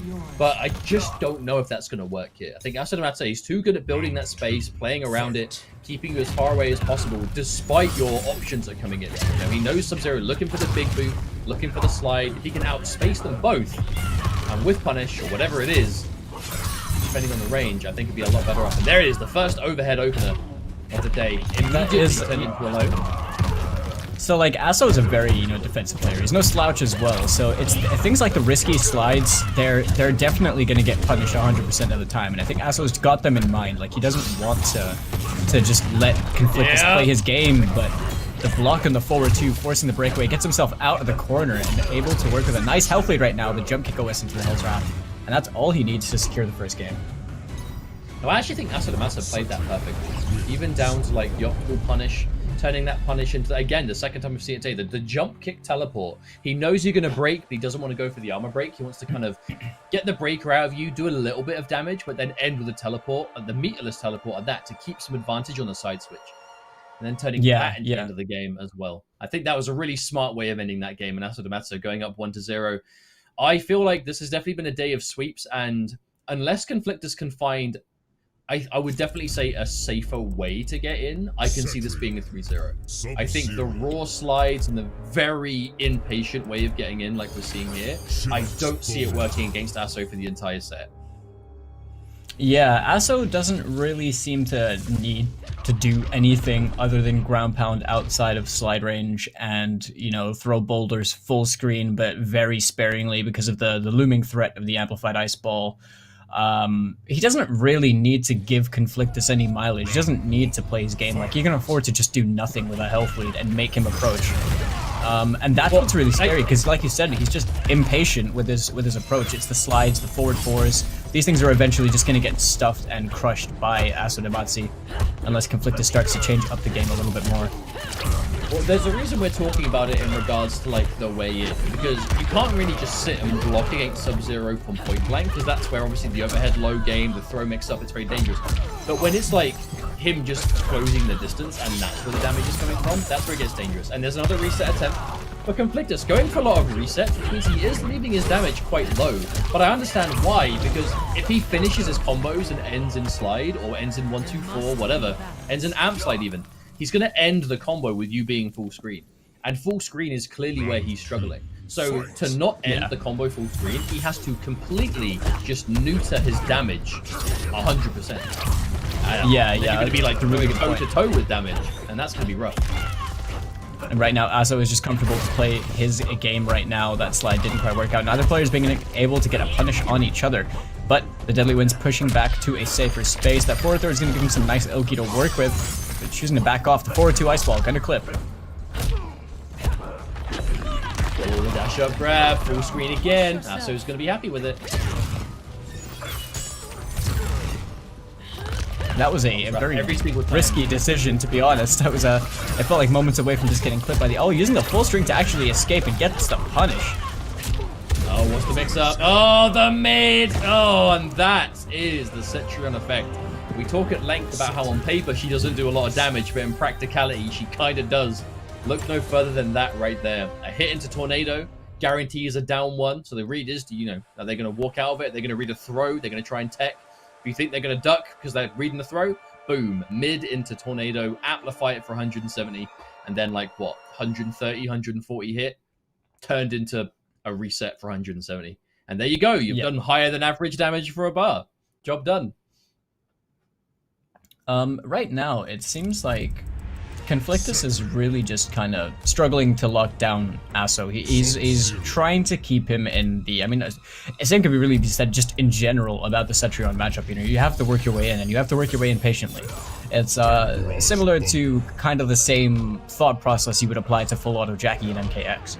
It's like if you become overwhelmingly frustrated at the amount that she can do when she's far away from you, you start to tunnel vision. But if you approach very cautiously with knowing, you know, like how to approach, you can really just walk them down. But Cetrion, on the other hand, you know, she's able to teleport herself out the corner, and I think maybe getting him to teleport and sliding to challenge those teleports could be an option. But Conflictus really just needs to hold him down and make him guess. Like that's pretty much all it comes down to, right? Well, that's what he's playing for.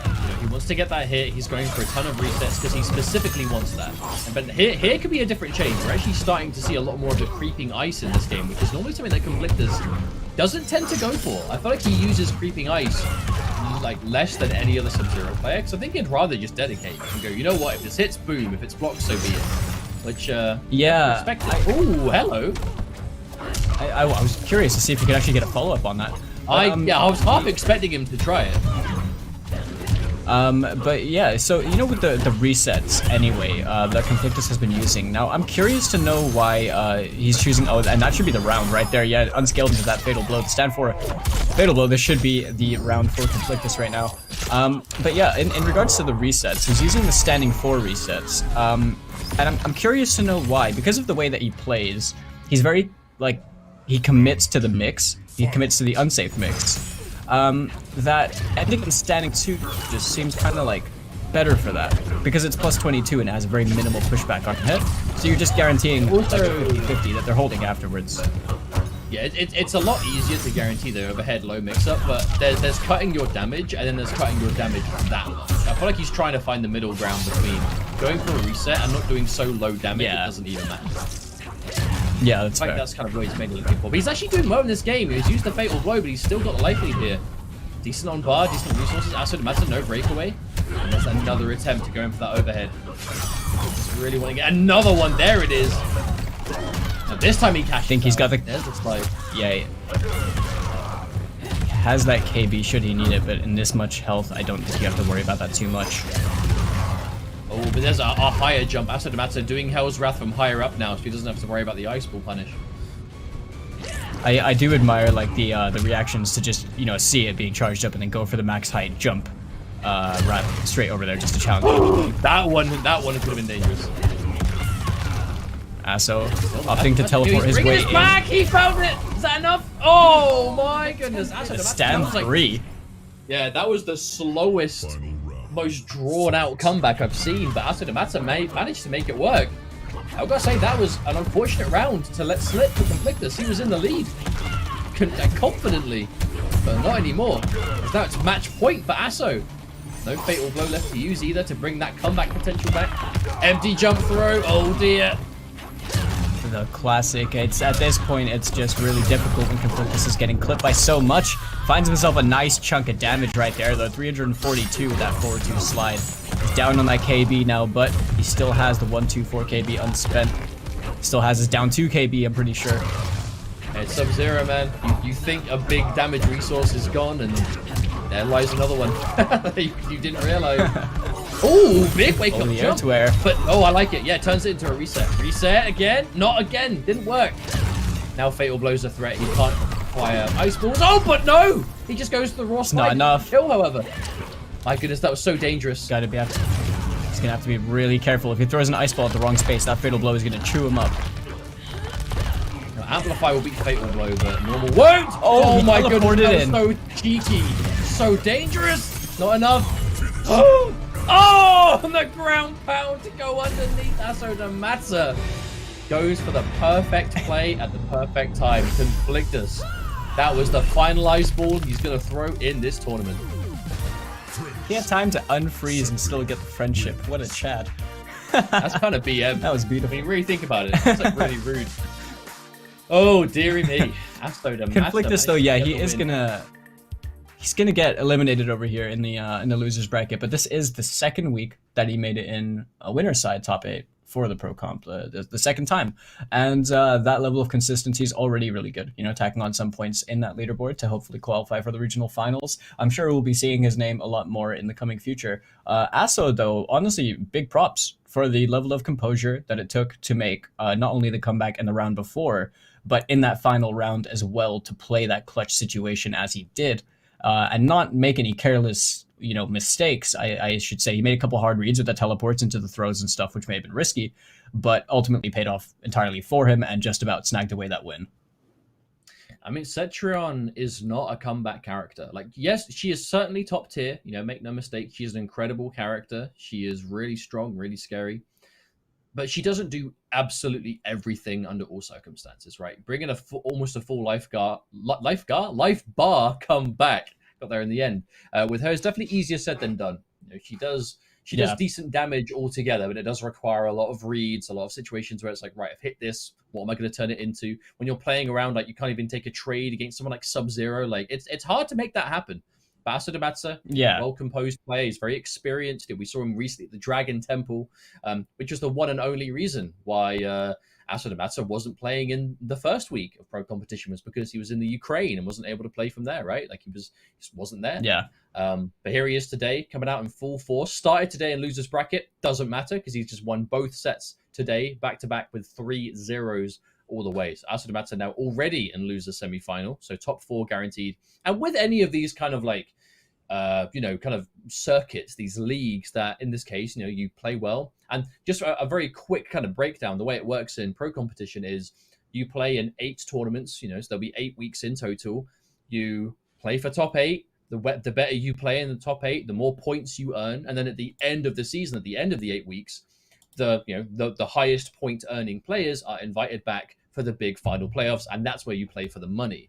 So the more work you can do now and the more points you can secure for yourself now, the less you have to worry and the less you have to stress about it further down the line as the months go on. But today we have 2 players that know a thing or two about that, as Video Games Yo, our current first place point earner in EU West, is going to be coming up to the stage once more to play against Zoka, this time losers bracket. So it's all stress, high penalty. If you lose here, you're out of the tournament. Pretty much, and really, Zoker's the one that's playing for like the crucial points. VGY is really playing for the ability to be comfortably, qualified right now. It's trying to add on to the 350 points he got from the first week. But Zoker has been absolutely no slouch from that last set that we saw against Ladno earlier on in the top 8. An exceptionally good Cabal player hailing from the Italian scene. And the winner of this, obviously, is going to be playing off against Asso. We will get around to that after the set, but there's some interesting talking points with that being said. Well, maybe there's some interesting possibilities. Really going to get an all-Italian loser semi-final, which is a match we've seen before. Zoka and Asso definitely not too strangers to playing each other. But on the flip side, VGY. VGY and Asso, they have played a lot in tournaments as well. VGY has quite a good track record there, so we've definitely got some good matches up and coming, to be sure. Under pressure already to VGY. Oh, and there's the immediate counter poke Rising Star. Oh, the commit. Oh, really committed. Oh, the big damage, and there it is. VGY keeps it as tricky to break as possible. Not completely unbreakable, but enough to make it quite difficult to deal with at the very least. A good life bar for VGY. Yeah, I really agree with his decision-making over there. The breakaway was really, pretty greedy from Zoker, to be honest, in that situation. But right now, VGY is just unrelenting with this corner pressure with Johnny. Using that low hook, going to push him further out towards the mid-screen, but right now you're still on the defensive. Forced to try and work your way out against Johnny Cage. Not the most comfortable thing to do in the game. Ooh. Oh, the restand as well? 350 restand. Hello. VGY, this monstrous corner pressure. Johnny Cage, one of the scariest corner characters in the game. Where do we go from here? Alright, got shimmied. Should be a healthy, just under 30% right here. Gonna get the back throw, Oki too.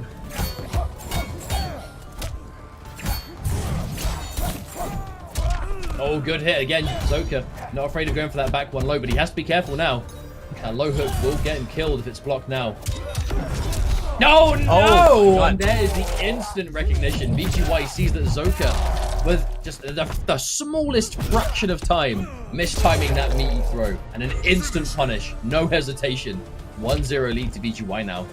Good whip punish there. Just, yeah, very, very clean. Just straight away into the fatal blow. Don't miss about, guarantee yourself the game. This is loser's bracket as well. These very minimal mistakes or, little things like in terms of little outplays like we saw that whip punish over there, or maybe just a mistimed throw and stuff.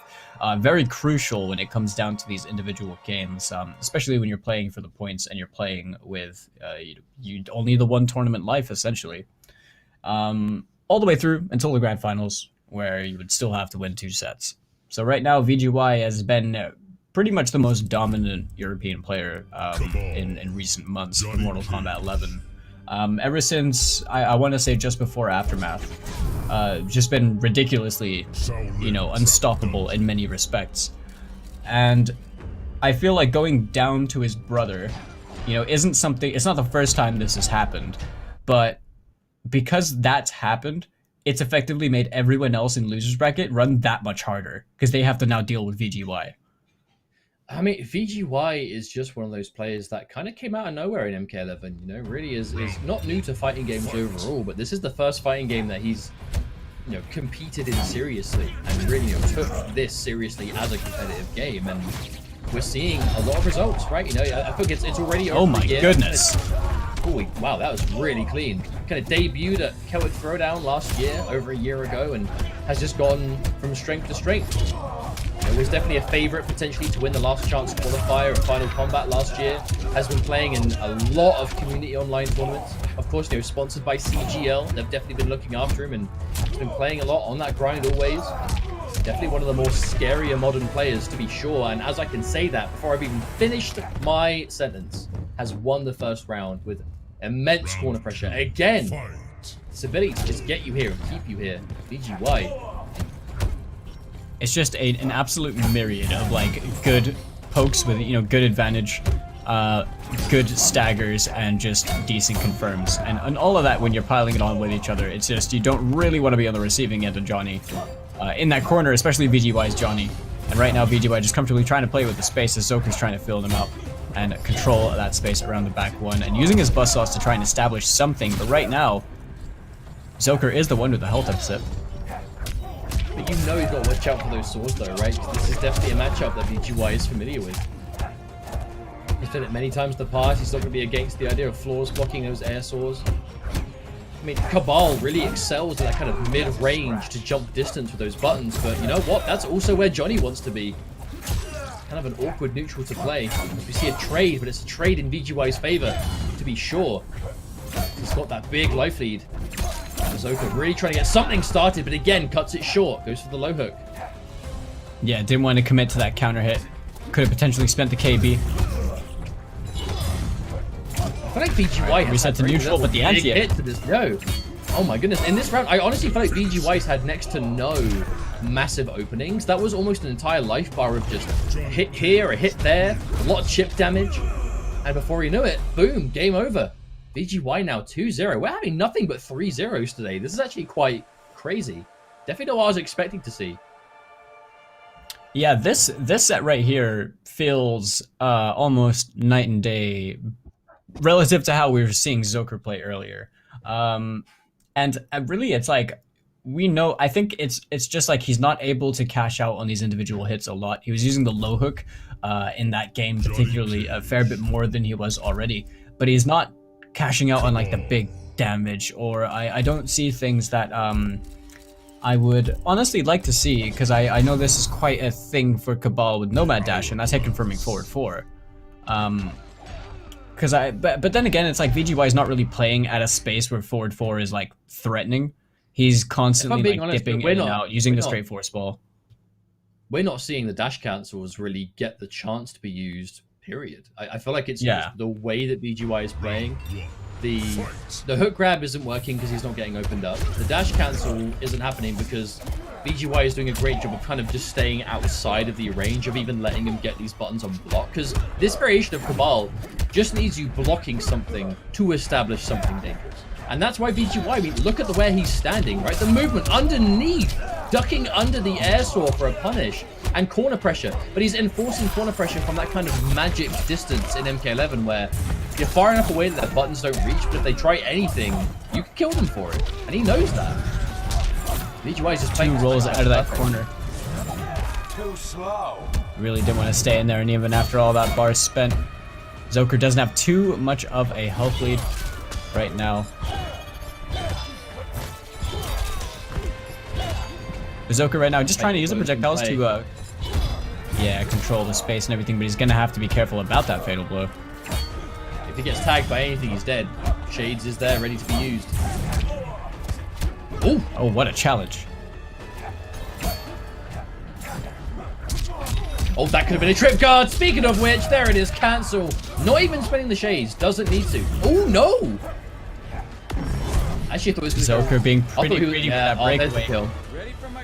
I actually thought VGY was going to go for just the armor break right away, but he didn't. It didn't matter. Zoka tried to go for one of those fatal blows.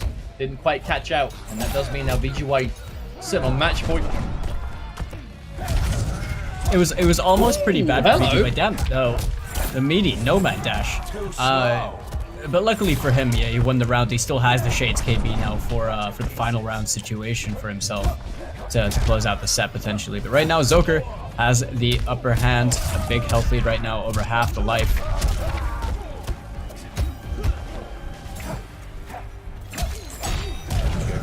Oh my goodness, big hit confirm. Oh, but a breakaway. VGY confident. He does have Fatal Blow. He does still have the Shades because he didn't use them before. The Shades here could start a comeback. Oh, no, not quite in time. He was really trying to shimmy that and get the punish. Finding a punish now. That was optimal punish. And he had the Shades. There's the launch. Big damage. Block. Oh no, not quite enough to kill. Fatal blow. Oh, run up mid. Fatal blow for good measure. Unnecessary, but hey, we'll take it. VGY with a clutch play into that Shades KB. Johnny Cage, forever the comeback machine. Throw in Shades or throw in rounds. Either way, ain't gonna be a problem. What a performance. And what a result. Another 3-0 Falcon. We are getting nothing but sweeps all day. And it's been a big surprise. I'm not gonna lie. I wasn't expecting this. Yeah, you're really right, Mustard. You know, that last round really looked like Zoka was doing something really good. It looked like he was about to start making, you know, a potential comeback or something like that. And then VGY just went Super Saiyan basically. Like he kind of just. Think about it. Think about the way that round went down at the very end. What was the tipping point that put it over the edge? Zoka has like a 60% life lead. And he throws an air saw, which under most circumstances is safe to do. But against VGY, I said right at the start of the set, he's going to know the flawless blocks. He can flawless block those saws in the neutral. When done close enough, it does make them unsafe. And he punished it, you know, with an advancing button, decent damage, into the fatal blow cancel, Shades KB, turned it into a big damage combo with advantage at a range to establish a follow-up. Did exactly that, won the round. That was like the perfect play to bring VGY back into that round. And also does show why saving the Shades KB was worth it in the round prior. You know, we'll see him save it and go, yeah, was it necessary to save it? You know, a bit risky to kind of play with your food a little bit, but he did exactly that. And it was the reason he had the resources to seal the deal at the end of it. So a true Johnny Cage master. No question about it. And definitely a bit of foresight and hindsight built into that one. But now we're going to have the matchup we've seen like many a time. Asso versus VGY, who are going to be playing each other in the next round of losers. And between those guys, obviously they've played each other countless times by now. Many times I've seen these guys play in tournament, whether it be, you know, the Pro Comp Online like we have now, whether it be any of the community run tournaments or just the invitational that happened, the offline invitational happened quite a while back, where VGY went over to Italy and basically just stomped everything. I know what you're talking about. I'm fairly sure that was Clash of the Olympians. I think it was a Greek tournament. It was it Clash of the Olympians? Because I thought there was an EE invitational. I'm fairly. Oh wait, if you're talking offline, it was the Clash of the Olympians. The EE one, I'm not sure, but I know for sure there was one in Greece. I mean, we may both be right. It may have just been both of them. But regardless, this is definitely a matchup we've seen a lot, but it's not the matchup we'll see right now, as it is time for winners finals, as we have Josh TQ of the UK versus MK Javier MK. You know, this is the demon of Combat League from Spain against Josh TQ, the ever rising star from the UK. Winners finals, definitely a great place to be sitting in. Now the question is, where do we go here? Because Josh, the Aeron Black extraordinaire, but we have seen him with other characters up until quite recently. In fact, you know, he's been playing a lot of Sindel as well. You never know what other characters he might have up his sleeve. But against Scorpion, I don't know what to expect. I think Aeron Black is usually the go-to, but it looks like, oh, actually Liu Kang from Josh. Okay. Yeah, very interesting. So he's going to be rocking the Dragon's Fire Flame buff, the Command Grab, and the Low Fireball, which is pretty well-rounded variation. But it's interesting to see him play Liu. Now, I know the thing is, I wouldn't count Josh playing, like, I wouldn't count him out playing any character, to be honest. I've seen this guy destroy people with Shao Kahn like it's nothing. And playing a character like Liu, who is, you know, still considered one of the best characters in the game, I imagine that he's probably feeling pretty confident going into this. But Javier has the power of the entire Spanish community behind him, and they get hype. Liu Kang's up 2. It is a strong up 2, but it doesn't quite have the range. It's not really quite as versatile as the others. It is super fast, but it's not very far reaching. We'll see it be too much. Now, a good thing about Liu Kang in the hands of any player is I feel like Liu Kang is a more rushed down version of Johnny, where if you are fundamentally sound at the game, you should be able to pick up those characters quite quickly. And Liu Kang is very similar to that. And you can see both bars? Yeah, that KB so close. Ooh, that was quite a dangerous OP tool from Josh. Just need something here, but not quite enough to chip yet. And there's the down one. Manages to find it. But Liu Kang, he's not the most complicated character on paper, right? Like, if you are good at the game, you should be able to pick him up, get to grips with him. Very crushing blow. You need a decent amount of game sense. And if you have that, which we know Josh does, you should be able to make some pretty magical things happen. Honestly, delaying that as well, that wasn't even a true take throw right there. It was really just a back one stagger into the Kasari slam. Gets that for him, but a throw tech from Javier. Getting a throw for himself, tacking on the escape failed. Gonna have that one in the pocket for later unless Josh can successfully take another throw, but the down 2 KB, speaking of throws, gets blown up for using one. And ending in that Demon Dash. What a cool looking normal for 419 damage into another KB! I feel no pain. Well, that was a sequence. Final round. Fight. Javier just made like the right call so many times. Yeah. Oh my god, he's got 3 KB crushing blow. Yep. We are done. The sandal. So much KB damage. Oh look, he's fishing for another one. He's trying to spend them all now. He's got some requirement he's going for. Yeah.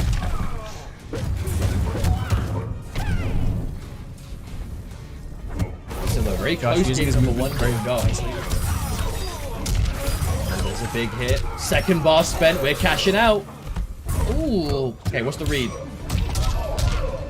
Oh, counter hit. Oh no. Oh no. He can't break. There's one. Right, he's definitely got the bicycle kick KB. Big damage. Fatal blow there. 2. The tree. Oh no. He opened up. Now this won't kill. No. This won't kill, but it will be damn close. Oh my goodness. What's it going to be? Fireball will kill. So will just about anything else. Oh god, yeah, but the space he's at. Chip. Oh my god. Out of all the options, just a straight fireball. And Javier just walked up to him. I wonder if he was expecting like maybe a dragon's buff activation, maybe? Something, because he just straight up got off the ground with a full forward dash. He was expecting something very specific. Yeah, I really wonder what it was that he thought was going to happen. But Josh using the straight fireball was a smart choice, really. Fortunately for him, it was during the moment where Javier just decided to dash. Because obviously, you know, you don't have much to worry about in terms of a Scorpion reacting that closely to the straight fireball. Low fireball, on the other hand, it's a different story. It's a bit more reactable, but the straight one just about checking him, and Josh kind of stole that one away, really, by the hairs on his chin. And MK Javier is, I think he was playing that match. That's a phrase really I have not heard in a long time. It's it was but Javier, you know, it's like I think this guy has just been constantly getting better. I haven't seen him too much compared to some other players around the European online scene, but every time I do see him, he's significantly better than he was before. I mean, Javier is just one of those players that was born and bred in the mean streets of online, you know what I mean? Like, bit of a ranked demon, always has been, even back to like other NetherRealm games, but this is the first time I've seen him compete a lot. But this is also the highest quantity of online tournaments. You know, there are definitely players out there that, I don't know if they don't travel offline because maybe they can't, or you know, obviously maybe they don't have the funds to travel, or maybe they're just not interested in going offline to compete. But when we have a year like we've had right now, where online events are aplenty, you know, these online players do get their moment to really start competing and entering tournaments. And we're seeing exactly that. Josh tries to go for a big pick up there, but not quite close enough to the corner, unfortunately, for this Liu Kang pick. Oh, and there's a slight delay. There it is. Gets it this time. Ooh, big damage for Liu Kang. Finds that confirmed. 32% that down one check, gonna close out the round for himself. Josh looking real clean and comfortable right now playing this Liu Kang. Round 2. Fight. And the movement too. You know, we do say often that VGY has some of the best movement in the scene, but it runs in the family. Josh knows a thing or two about that movement. And then he does, getting staggered on for days right now, answering back, trying to fight his way out the corner. Javier with the positioning, but that throw whiff was unfortunate for him. Josh capitalizing on the situation and puts him in the corner. Plus frames. Now, Josh is making some big call-outs here, though. Like, he's getting a lot of plus frames or advantage, and he's kind of just... He's actually doing nothing with them. I think he's wanting Javier to press. He's committing to the patience. You know, I actually, on second thought, I wonder how much these guys have actually played against each other, because Josh frequently plays Combat League like every season, doesn't he? So Yeah, I wonder if maybe they've played against each other quite frequently. Catches that forward 4-2. Yeah. All he needed. 20% into the round win. Javier now evening things out this game, looking to try and tie things up 1-1, but a throw tech right there from Josh, not letting any of that slide. Oh, big catch on the jump back there, though. Oh, and a grab again. Okay, the jump in, tracked into the back. He gets a very strong tick throw off the environment on the stage. We're going to see it come to use. He's about close enough. Back one. Yep. Oh, didn't use finish it. the string. I think he was trying to check Josh unknowing that on the back one tick. Yeah, that was actually really smart from Josh to wait. Oh, and the option select jump kick. Now Fatal Blue's there again. Are we going to see it? Oh, that could have been so dangerous. Oh, not enough to kill. Oh, and always a back three moment in Scorpion Town as the overhead clutches it out for Javier. You have to be so careful, though. Round 3 Liu Kang is no joke. One of the absolute biggest crushing blow characters in the game. You get to round 3, he's got bicycle kick, he's got throw, he's got counter hit, he's got fatal blow for just a big payout. Like, you can never be too careful, but Javier able to seal the deal before things got out of hand and ties things up 1 game apiece. Now, I do wonder if we see Josh stick with the Liu Kang, because this is definitely not a character we're used to seeing him with too much competitively speaking. But you never know. He's definitely not afraid of playing other characters. Yeah, you know, Josh, he does have an array of different characters he can play at a very high level. Scarlet is a very interesting pick. I don't actually know if this matchup favors either character. I saw this matchup earlier on within the same day during the OCE top 8 for IKK between Subby and Wi-Fi Scorp. And it seemed like it was kind of just based on reads more than anything. But I don't really know. This actually is this is a matchup that I see a lot of Scarlet players say they don't like. You know, long recovery on buttons makes it very whiff punishable. You know, kind of real built around that projectile game. Now this move right here, I made a mistake of calling it Boiling Point earlier, but it's not. It's the alternate version. It's Retribution. It's a true restand, a high damage restand to be sure. But it's a move that we're not seeing too many Scarlet players go with. It's slightly different. Boiling Point raises them in the air, right? Yeah, Boiling Point is, it's like the exact same kind of tracking for the most part, but Boiling Point is just huge damage, and this is like a higher damage but restand option. So it doesn't have quite the same, but it's definitely high damage for a restand at the very least. But Josh. We'll have Javier right now. He is getting the damage to even out the health bars right now. Josh is in Fatal Blow territory. Both players are. It's really going to come down to the next confirm is going to close out the game. Josh trying to find these blood-shots to just try and heal back a little bit of life at least. Doesn't want to give Javier the spear crushing blow. But there's the whiff punish. That tongue is going to be a good answer for it. Oh, but the big walk back into back one. Javier finding that good mid and an even better confirm. Josh going down around. But historically, this actually, no, like I was saying, this isn't a matchup that I've seen Scarlet players say they like at all. In fact, I have seen specifically people say it is a bad matchup for her. But Josh picking into it against Scorpion, he must believe different. It's already a very different style of Scarlet. Retribution already being quite a good damage answer, right? I mean, look at that. Almost quarter life restand off a high punish. That's not bad. 23% restand. And Javier presses back 1-4. That is a character that doesn't spend a lot of bar. I mean, where else? Yeah, what else is she spending the bar on? Like, it's Scarlet. Oh, the duck. Did not let that slide. I guess that close to the interactable. You gotta be careful. 2 ways. 50%. Look at that. 503 damage. Alright, getting back some life is Josh. Back a little bit. The important thing is he's just been able to survive. Oh, the whip punish! Oh my good lord, that was clean. Oh, baby. My goodness. And Josh, that was a clean showing off. It's no surprise to me that his Scarlet is good. Fight. But seeing it being, I guess, this competent is surprising. That he just seems comfortable enough on the character to almost, you know, be able to press things and make decisions as if they were second nature. Just like instinctually. Oh, look at that punish. That is clean over 1/4 life. I remember seeing from Josh a while ago, I think actually may have been week 1 of Pro Competition. He said he qualified for top 8 using only Scarlet. So I'm inclined to think he's been playing the character for quite a while. We just haven't seen it much in tournament at the very least, at least on stream. Oh, but the catch! And the heal just for good measure. The interactable didn't work out. He's so lucky that last hit did not clip him on the way down. Josh now with a big life lead. It's his game to lose. Javier is just gonna have to slowly work his way in. Oh my goodness, that can miss? I did not know that could miss. That's missed ever. That's unfortunate.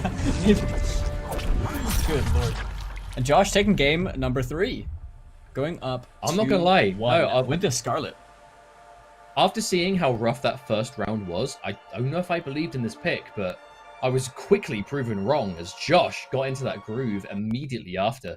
And I've got to say, I really like the way Josh is playing Scarlet. I think Scarlet is one of those characters that, thanks to customs, does have some decent options. But this kind of Scarlet specifically, right? We're seeing no blood ball.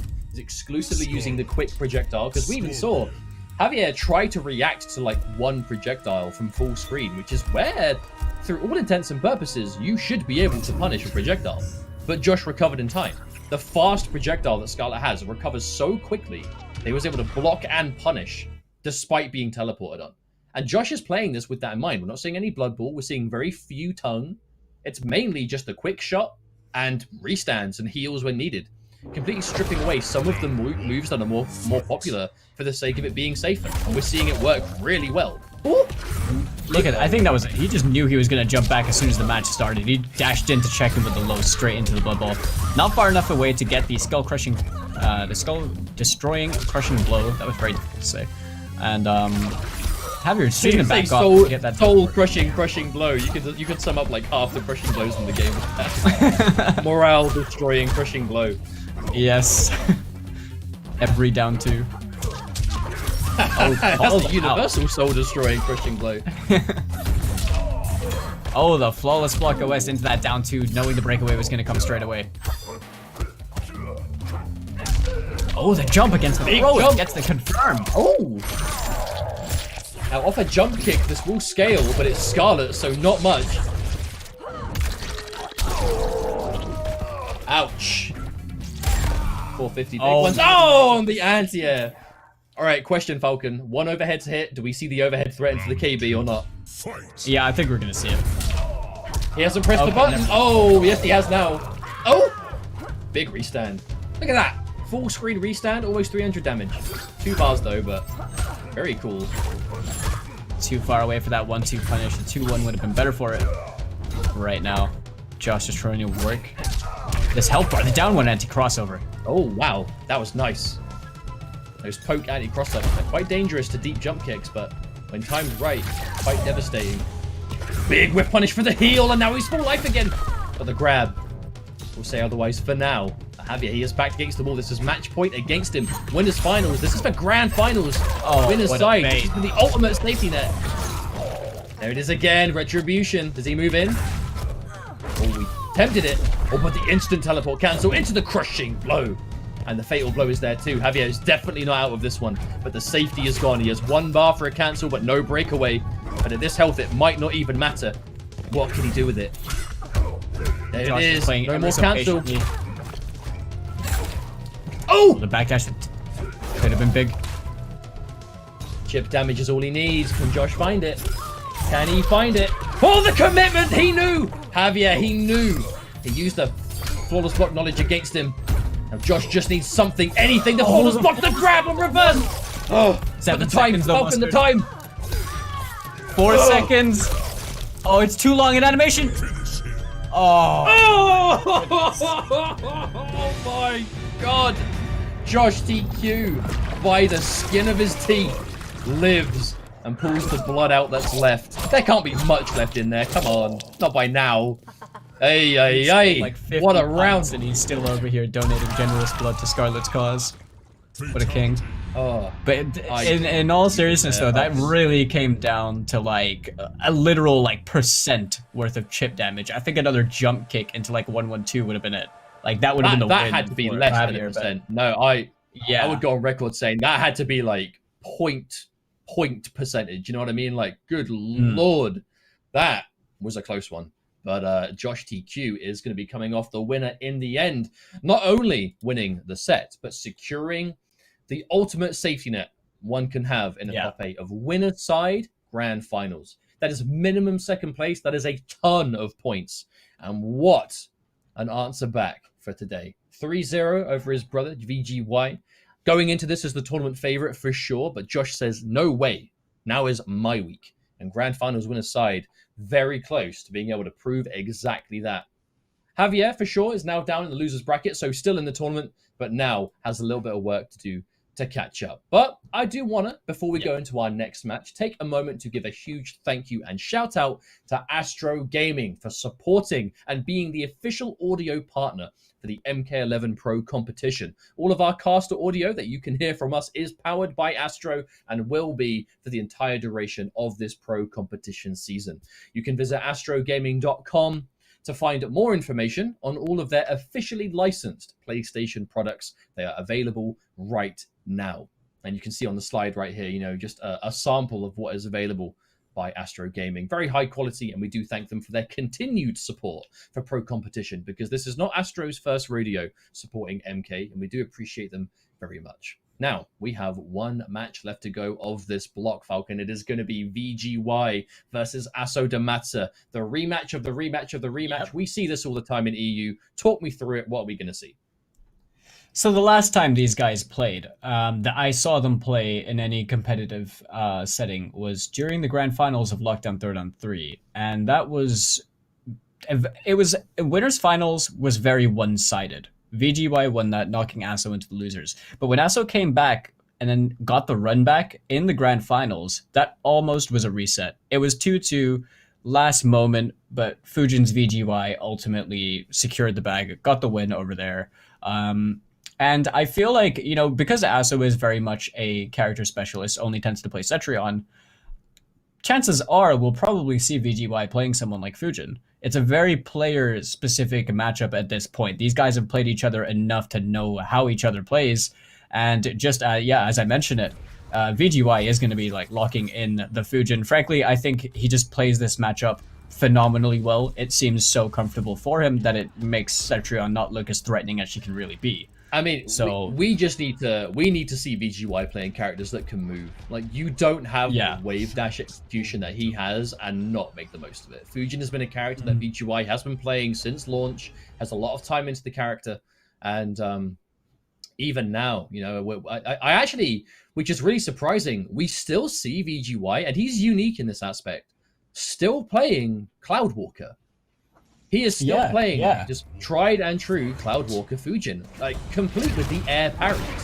No one uses this variation anymore, and we never see the air parries get used. But for VGY, instantly, clearly, I would actually wager that. I don't think VGY plays like, I don't think he kind of grinds Fujin. I think he just has so much time on Fujin from the aftermath patch of the game, and he would use Fujin for Cetrion even back then, that this specific kind of Fujin and everything he knows, right, the muscle memory of the Cloudwalker combos and the bigger damage that comes with it is still there, to the point that he still has this as an option. And I definitely would wager that, and we see it really useful here. I think you could very well be right over there. But there's something, you know, VGY is obviously a player that likes to do his homework. Knows as well as block ups, knows what's fake, what isn't. And the 4-2-3s that we were seeing from Asso obviously isn't true into the deadly wins. And the first time I used it, it got blown up straight away. But right now, the health bars are pretty even right now. All it's going to take is one solid hit for either of these players to pretty much confirm into the round win. right now. Asso just chipping away at the health bar. Yo! And there it is. Now, Skywalk, normally a great way in on most characters, but Cetrion's boulder does cover quite an awkward angle. If we're trying to approach that Skywalk, can be quite difficult to deal with. But look at that movement! The wind god. When you see people like VGY and Hayate and Ninja Killer and stuff, when they move this way with Fujin, it's just so imposing in the neutral. Very, very scary to deal with when they can open up so much space instantly, but that beautiful confirm off that flawless block up 2. I actually really like how VGY is, every time he gets that up 2, he is, oh, what a pickup. Every time we see him get that up 2 flawless block, he's just cutting it really short and just going for like down 4 needle. Now that is far from optimal, but Fujin's up 2 has a lot of recovery to it, so it's kind of hard, especially for max range, to get into the optimal distance, to go for the full pickup into the tornado. So he's definitely just cutting his damage to just guarantee that he gets the needle. Because it's not terrible damage for, you know, the bar spend, and you get the right open. Oh, big whip punish! Side switch too. Yeah, exactly. The 28% gets him in the corner. This is not where you want to be right now. Dealing with a character that has so much space to move backwards, but... Oh, back to back. 3 barriers. Dash up, grab at the tag. BGY. This man cannot be thrown. Oh, raw crossbow. And another grab. This time BGY, no attempt to tag. I think he sees that fatal blow and knows that is going to be Asso's best way back into this game. Take the throw, not the fatal blow. Oh, tries to counter poke, but no confirm! He didn't find it. Asso, that could have been confirmed as a fatal blow. Nice, watch out. He really did not. Ooh, no! Okay, the double amp on the crossbow. Very dangerous from BGY. Going to be getting that perfect moment in the game win. Yeah, VGY, honestly, I think Asso was playing that fairly well, but yeah, just the lack of belief on that 1-1. It could have been a fatal blow confirm into the guaranteed round. But yeah, just really didn't trust it, I guess. It's probably just trying to challenge against anything VGY wants to throw out at him. But ultimately, really, like, it seems like Asso probably just doesn't seem to really like fighting Fujin in this respect as well. You can tell he's trying to keep VGY at a very peculiar space, but Fujin's a character that's just going to keep, you know, moving in, moving out, and just sliding all around the screen, kind of just as he wants to, and then VGY's movements making that even more of a factor to worry about with the back twos thrown into the equation. Right? There's no avoiding the fact that if there's one thing Fujin does not care about, it's keep away. Whether it's his back 2, whether it's his skywalk, whether it's his forward 3 to go under certain mid projectiles, whether it's his movement speed, you know what I mean? Like, if you have the wave dashing that VGY does, you blink and he's point blank because he did like 3 instant wave dashes. And that is the range that VGY has been able to keep the entire match at from start to finish. And even now, I mean, look at it. The constant moving in and out. Just the smooth movement. And there it is again, the needle. Yeah, you really cannot throw VGY. This guy is a notorious throw techer. He's a throw tech spammer is what he is. I'm surprised he can guess right on them that much. I suppose a lot of it really is situational about where they would want to throw you, but sometimes they really are just guesses, and he still gets them right most of the time. I mean, like, throw teching in this game is game sense. You need to know what crushing blows, which characters get OP off which directions, you know, screen positioning and all that. But also, like, there are a lot of, like, defensive OSs where throw teching isn't always going to be a danger. You kind of tech a lot of the time. But at the same time, just the awareness, right? How much health do you have? Can you afford to get thrown here and not there? He's so good at calculating that before you've calculated it, that by the time you choose what direction you're throwing him, he's already teching it because he knows that's what you're going to do. You know? I mean, there are situations that, on paper, yes, it is technically a 50-50. But if you are so good at reading people and how they throw, right? Maybe player A prefers forward throws to back throws. And then you have, like I said before, about the game sense and the awareness. He has all of that in games. It's one of the reasons that he's so dangerous to try and throw. Oh my god, got the flawless block on that down 2 as well. Actually got the punish, securing around 30% for the troubles. 305 damage with that mini jump kick. The back sway. Oh, didn't get the twister pickup though. Yeah, he went for the optimal pickup in the corner. In the corner, you can get a full combo meatlessly off back 1 if you position. And again. Now, I back feel to like needle. Asso I feel like Asso kind of got he got away with forward 2-3 into deadly wins a lot against the other people he played. It hasn't worked a single time against VGY unless he had no resources to flawless block up to it. Obviously, the forward 2 into deadly wins is the true one. But that's why we're now seeing Asso go for so many barriers on block, the natural barrier instead, because that's the one you can't flawless block. If you try and flawless block wins, you get hit by the barrier. But the barrier is unsafe no matter what, so it's a lot more you have to be ready for. Escape failed, that's disastrous. Yeah, tries to jump out. To get the teleport maybe. Oh dear. Ooh, wake up barrier. That's interesting. Oh, the forward 3 gonna force the break. And right now, it literally is a striker throw in this situation. Don't know if he had the KB. Oh, dive kick. My goodness. BGY, the Cloud Walker. Now, I do wonder, and I think I'll definitely ask him about it, but I do wonder why we still see him play Cloud Walker. Because you think about Cloud Walker, it is very much what we're used to seeing with Fujin. You know, you have the Skywalker, you have the Warp Needle. But what makes Cloud Walker is the air parries. I don't think I've ever seen VGY even use them once. So in theory, like on paper, yeah, like because like on paper it would make sense to just swap that move with something else. Normally we see it, you know, arsenal just to get the extra elements to what you can equip and make it more make Skywalk more meter efficient, and get the other utility that comes with that. But there has to be a reason that VGY is still playing it, because this is like, it's been like 3 weeks since we last saw him do this exact same thing, and he's still using Cloud Walker. There must be a reason for it. Yeah, I'm curious. I wonder if there really is like an actual application of the air parry that he would then justify picking it in the loadout, or maybe he just doesn't have a Fujin variation made. He just never bothered making one because he was always comfortable with V2. I mean, honestly, if it ain't broke, don't fix it. Like, if you don't feel like you need to do anything else, then, I mean, why not, right? Oh, big punish underneath. That was clean. Really just slip and slid his way straight underneath the beam. He's going to get another punish for his troubles right there on that unsafe string. The throw tech again. Good throw tech. BGY is looking like another potential 3-0 here. And another! Oh my god, the knowledge!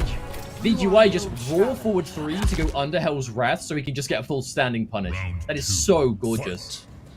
Yeah, honestly, this is like, I feel like just tying back into what I was saying at the beginning of the set.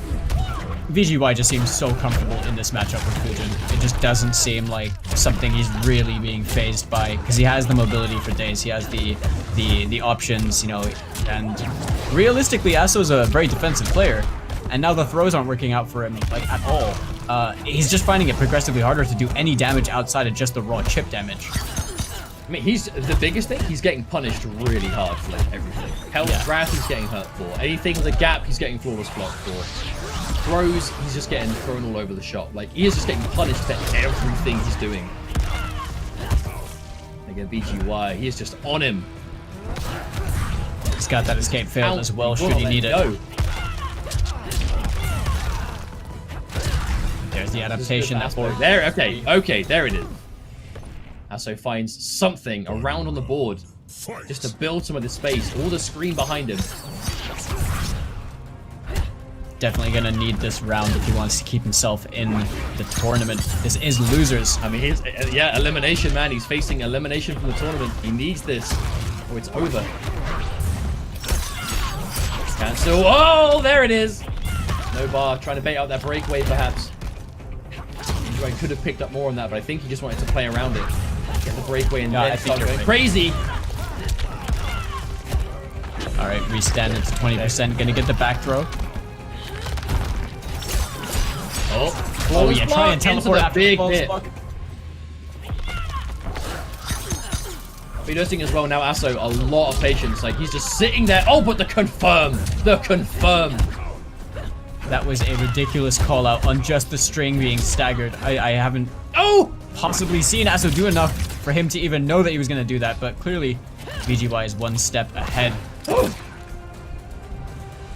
VGY actually has to watch out for these crossbows, because if you get a good read in the dark, you can get hit by that fatal blow. will it happen? Even chip damage on the needle might kill now. I'm not sure. There's 2 hits of the last breath, but it will not matter as the eternal forward 3 VGY with the pop-off finish him into probably a fatality. Yeah, he's got the sword out. It's definitely a fatality. Oh dear. And VGY with, again, yeah, we say this Fujin has been his answer against Asso for quite a while. And the proof is right here. We can hear it, we can't see it, but don't worry, we've seen it before. We know what's going on.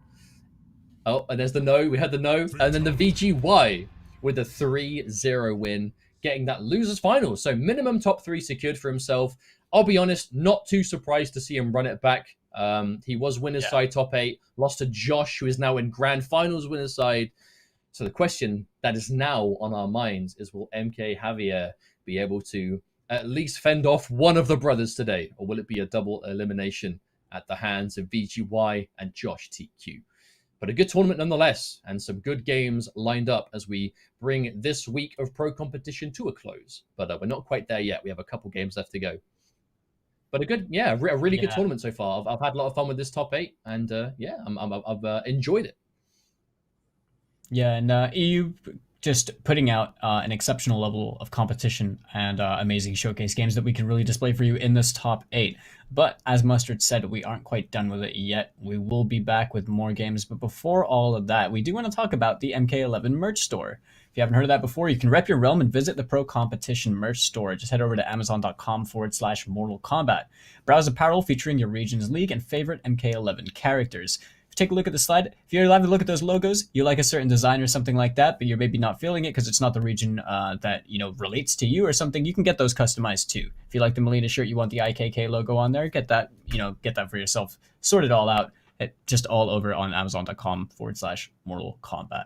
But we will return after the break with the top 3 of EU West over here in week number 2 of the IKK. So we hope to see you soon.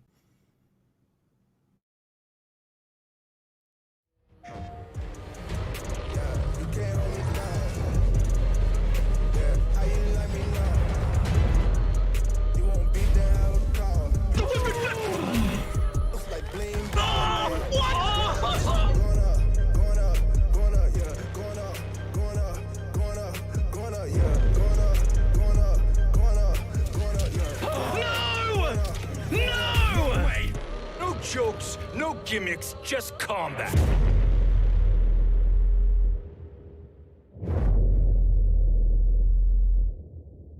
PlayStation. Looking for attention, I don't need the extra tension, cause I'm in the 4th dimension, trapeze high in suspension. Now don't bother with the haters, cause they all be imitators. We're real life manipulators, get fit back up and see you later. I like me for me, I'ma be what I'ma be.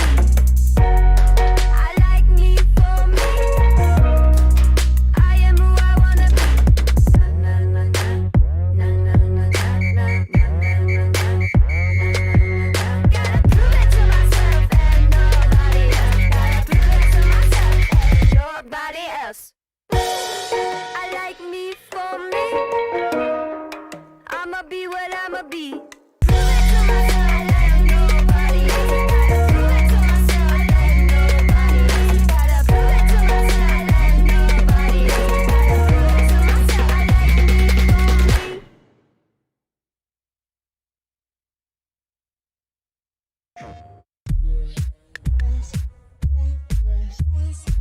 Hey guys, Ketchup and Mustard here, and it's time to test your might in the Mortal Kombat 11 Open Series. Ready to rumble? Power on your PlayStation and head to the Events app. Filter by type and select a convenient date and time. Boot up MK11 and locate the PS4 Tournaments menu option. Click it to visit a familiar place, the Console Events tab. Sign up and prepare to play. Once registered, you can view your tournament details and check-in time. A notification will remind you to tighten your black belt and get over here for your match. Continue combat in the open qualifiers to close in on the competition. Thank you for watching, and we'll see you in the tournaments.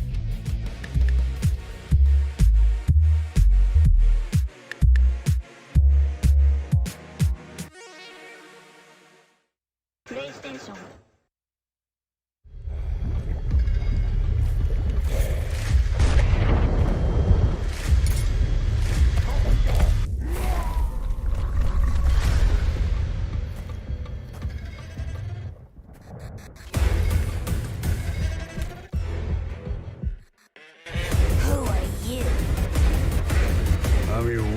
nightmare.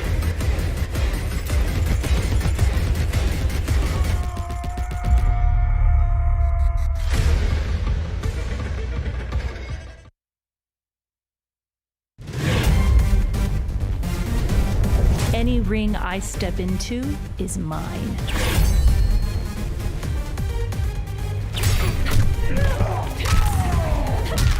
End of the line. Then this fight is now personal.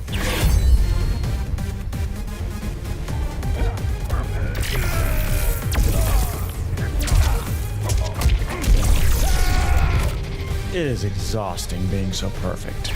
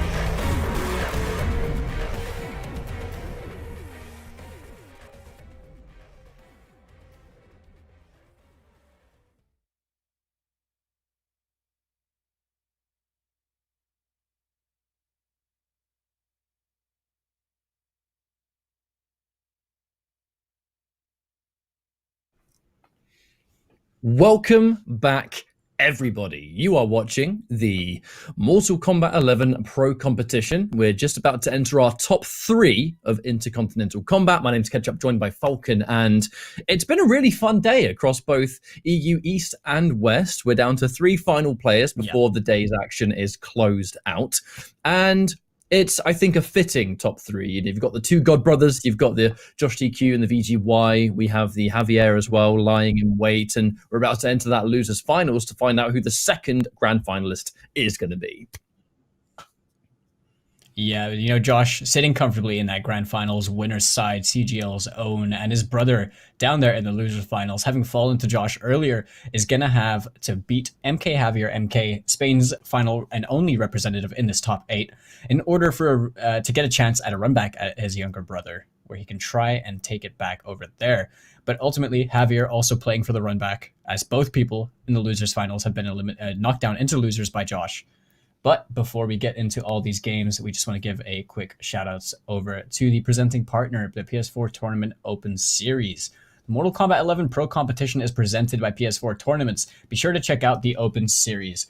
There are weekly competitions for all skill levels. You can compete against your friends and rivals for unique rewards. Visit the PlayStation 4 Competition Center, the one destination that is Mortal Kombat content that gives an inside look at how top players play, tips and tricks for players of all skill levels. All you have to do is head over to compete.playstation.com and link your PSN ID. Really great way to get started, to get your foot into the competitive field if you are an aspiring competitive player or an active Mortal Kombat player to any capacity.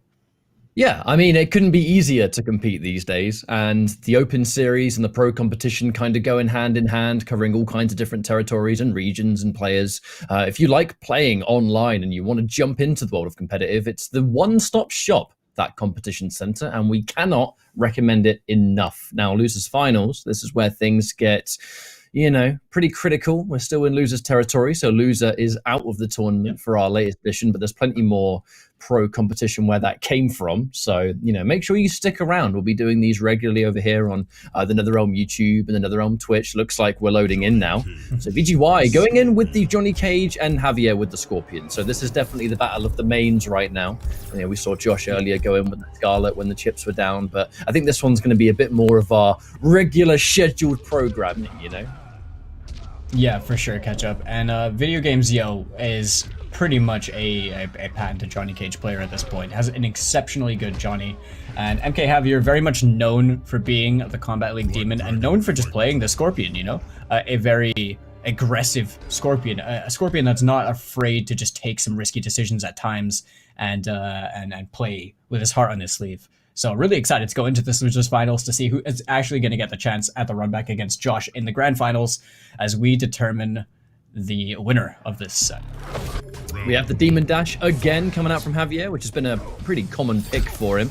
Really liking that kind of extra ender, the punish potential as well.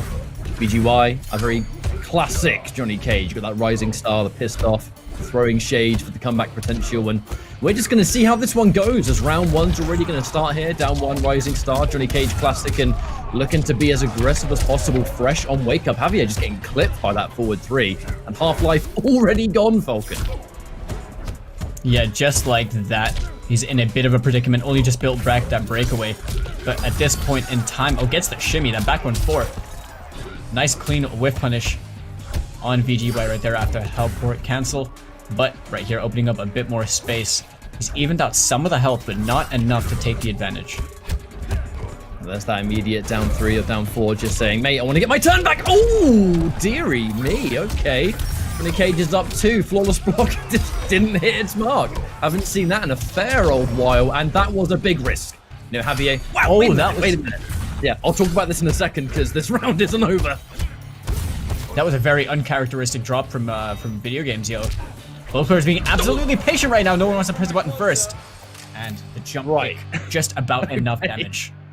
So, before that scramble happened, Javier went for a big call out, forward 4 into spear. And right there again, happening 2 times in a row. I guess that's just going to become part of this matchup, and VGY is going to have to play around it. Maybe go for the up 3 instead. Javier did forward 4 spear to call out the flawless block on the forward 4 too. You know, it looks kind of random, but if you know your opponent likes the flawless block, that really is one of the ways of blowing it up. However, obviously, you know, it's a hard read because you get punished, and then the rest of that round definitely happened, but VGY on the verge of taking this first game. Bit of an interesting game so far, Falcon, I think. It's been like, it's surprisingly patient, but also very aggressive from both players. But VGY right now has just been able to cash out in all these hits he can get. And Javier struggling to really just get any damage or any opening potential on VGY, but just, as I say, it lets the amplified teleport rip. Got caught, but VGY not faltering to that at all. Still had 70% life and secures the first game for himself. There's just a way of, when you play Cage at the absolute highest level, especially with Video Game Joe, who is not shy of being crazy aggressive. There's just something about Johnny Cage who he's not about this kind of constant rush down, like, you know, an upgraded Jackie or, you know, like a Sub-Zero that's constantly mixing up. Yet he always has this knack of just, it's mostly down to his movement. It really is that he's always in the right place at the right time. He sticks out these buttons at a range where maybe you'll forget about it. He'll micro dash forward and then bam, a back three comes out or whatever the case may be. And it always seems to be that right button. But Johnny Cage is a character that he's not particularly complicated, but if you're able to play at this level, Cage can be such a wonderful pick. VGY shows it why. Has very, very oppressive buttons, and albeit, you know, a lot of people say things like, oh, Johnny's got no mids. Yeah, I mean, that's true, but he has some pretty good normals anyway. I mean, we just got to be real about that. And VGY is really using these pokes well, and he's using, you know, just the things like the 1-2-1, just a very like far advancing 7-frame startup string that is just blowing up Javier's attempt at doing things like back three. But a big part of it is that movement. You can see, just look at the kind of almost in and out, the hit and run style that he brings forward. It's not just with Cage, it is with other characters too, but I think that really, you know, playing all of the characters where movement is key allows Cage to really thrive. And now there's that advance, catches the mid just into some nice little pushback at a range where he's going to be comfortable. Anytime there's pushback on those force balls, you're still going within down 3, down 4 range, which is where Cage is absolutely going to be comfortable. Now there's that forward 3. I think that Javier's really trying to bait out maybe a flawless block from those forward 3-4s, doing a couple too many in game 1 and adjusting it here. Look, he's already staggering that forward 3 now. He's fed up with flawless blocks. Oh, that's counter hit though. Actually gets the KB over here, ending it in the spear, gets the corner reposition. Wise stuff right there from Javier. Gets that round for himself, which is pretty important. You got it with a nice health lead as well. Probably doing good for the morale in this department, but right now VGY already taking down about 25% of his life.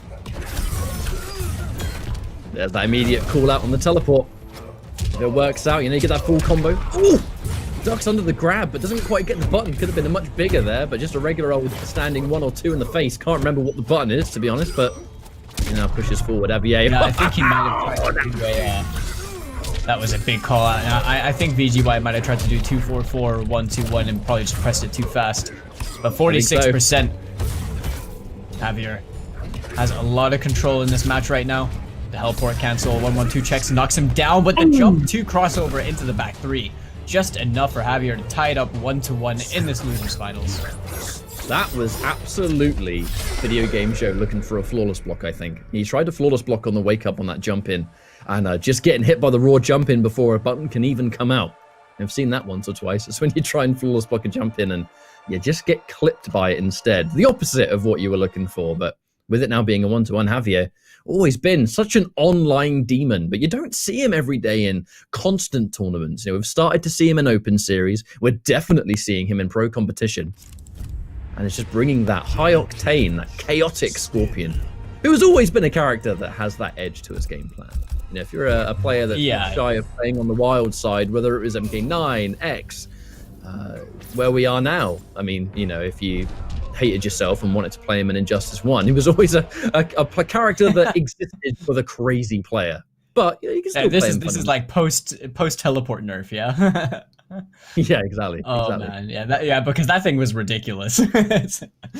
But honestly, Scorpion, so he just has he has a very like niche archetype that it's almost like playing a little bit risky. It's kind of just part of the Scorpion thing, you know. It's just part of the MO. A lot of staggers from VGY. Exactly. Yeah, scary stuff to be on.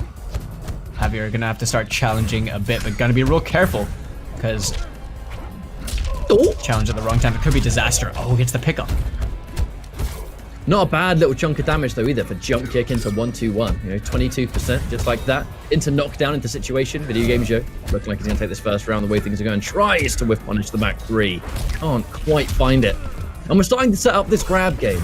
Now, Javier, just take the grabs where they can. Unlikely to try and tech them when you've got that much life. Some players might just hold them. If not, Scorpion gets that escape failed, which might help you in the next round. Or, you know, maybe you can even pull off a comeback in round one. Fatal Blow's ready to go. Don't count him out. Plenty of time. Oh, that missed input there, though. Definitely a back two. Looking to cancel it into the teleport, but when it's too far away, you just die, don't you? Fight. Yeah, I just couldn't get away with that one. And VGY just, you know, he didn't even need to do anything. But that 4-3 into the teleport was a really nice opener from Javier. Finds another opportunity. Gets the double as well.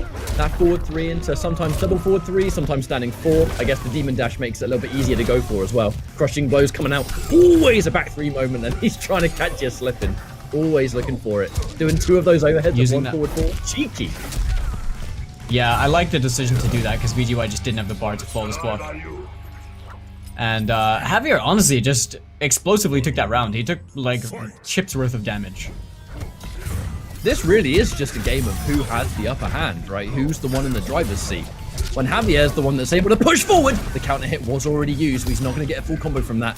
He looks real good. But it's when Video Game Joe, you know, when he's the one that's in charge of the oppression. I mean, he's the one that just looks a lot better. There don't seem to be close rounds, right? Apart from maybe this one. Yeah, it was definitely different in the very beginning when these guys started playing, but Javier took that last round pretty dominantly, and just before that, it was the other way around. So this is kind of like anyone's game right now. Javier does have the health lead. He did find himself some good hits, but he doesn't have as many KBs. That's many times now. That has worked for him quite a lot when we've seen him play in this top 8. He was doing that for Josh too, Lord. and the escape. The late break. Yeah, the late break coming out from VGY right at the end of that combo, maybe expecting a spear or some kind of damage to maybe punish. But either way, he's going to go down in games here. And it is, in fact, Javier who's going to be able to take control. And with the way things are going, might be having a run back against Josh in the grand finals. I'm going to be honest with you. I look at this top 3, I would have thoroughly expected a rather comfortable grand finals between the two brothers, the CGL boys, because they are incredibly dominant in these online tournaments. And even throughout this course, they've looked really good. Javier fighting back, and I'm here for it. Yeah, Javier has honestly just been playing really, really well. It seems like he was making some really good adaptations. He decided not to try and overcomplicate anything, not to try and take too many risks.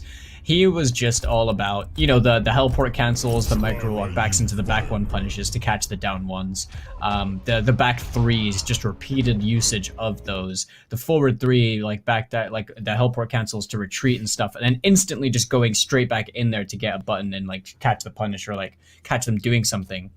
And now only one game away from potentially eliminating Video Game Zone and knocking him out, getting himself into grand finals. VGY betting it all right now on Spawn. And I will try not to be as personally biased as possible. Oh yeah, of course, always. No, that's always. He's just the coolest character. No, I tell you what, man, that's always a lost cause. Just embrace it. But Spawn versus Scorpion.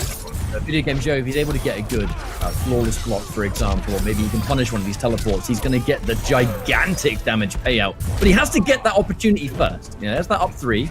But Javier, he's done a half life on Video Game Joe already, and he's setting up an escape failed. Oh, dearie me. But this could actually be quite bad for him. Yeah, he was looking to try and shimmy VGY right there, just trying to catch him pressing the button, but VGY didn't want to bite.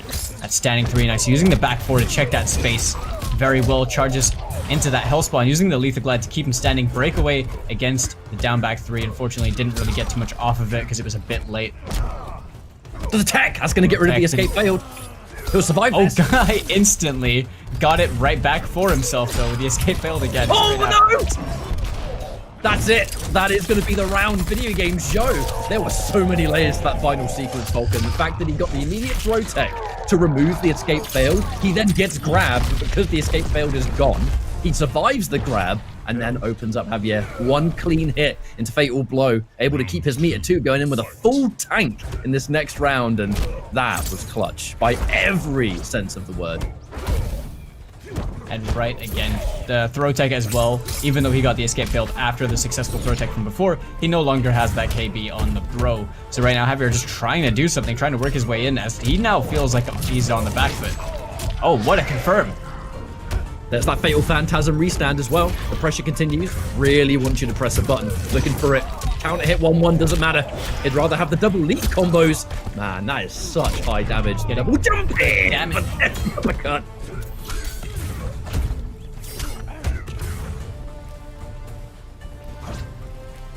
Alright, Javier just playing really patient. He has the fatal blow to work with, but that's a big whiff right there.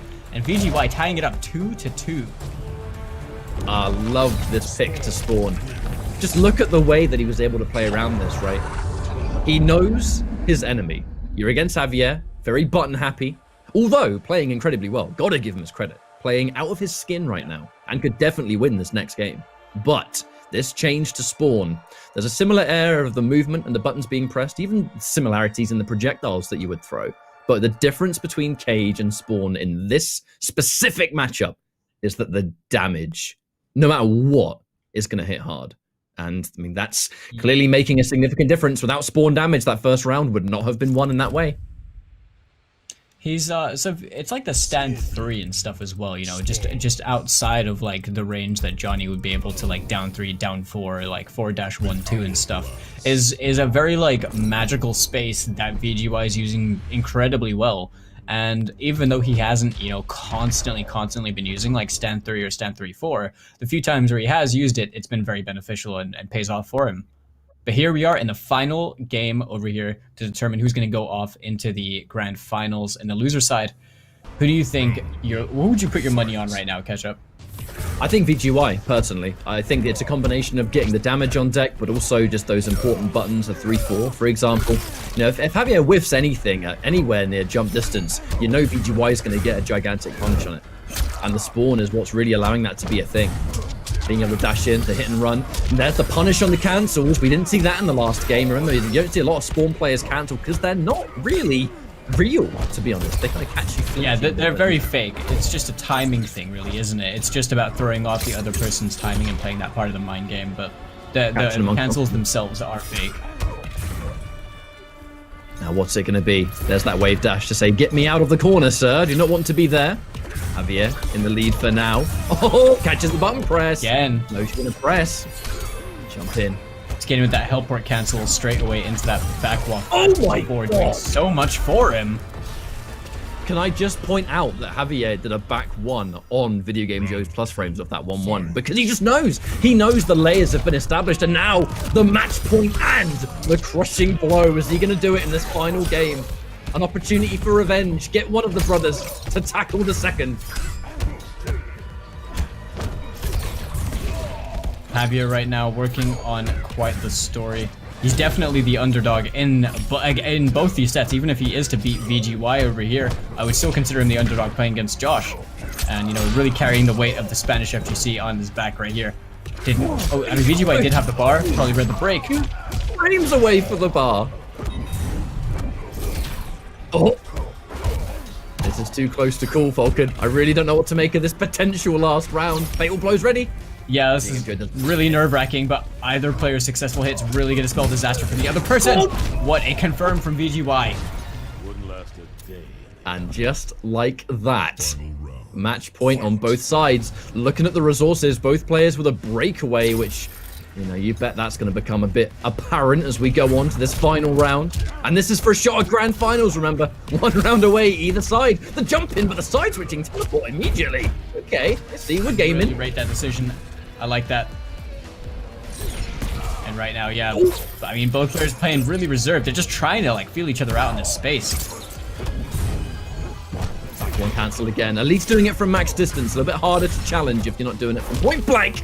But that's a throw punish. KB? No way you can tech it. It was guaranteed damage. Guaranteed damage. You cannot tech throws when they punish you. But the side switch. He's going to even the odds quite nicely, I think, Falcon. Restand. Yeah, again, extra 8.8% on that as well. Like, KB really didn't matter too much in the grand scheme of things. All right, plus frames. Oh, he tried to teleport out. Oh man, the fatal blow. I'm so nervous. Tries to standing 3. Just one home. literally a hair away.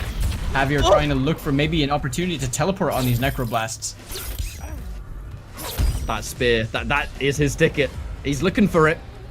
If one of these spears connects. Like a win condition KB right now, looking for a shimmy, not gonna work. VGY 10 seconds on the clock. Wait, the crushing blow throw is gone. Oh, and he'll punish with the crushing blow. Video game show at the last minute really did have everything working out for him. That throw crushing blow being used at the beginning meant that with 10 seconds left, what does Scorpion do to get that much life if you just sit there and block? Exactly. It's like in those kinds of situations, it really had to have come down to Javier trying to take a health lead early on and maybe play the clock in his favor, running away with those spears.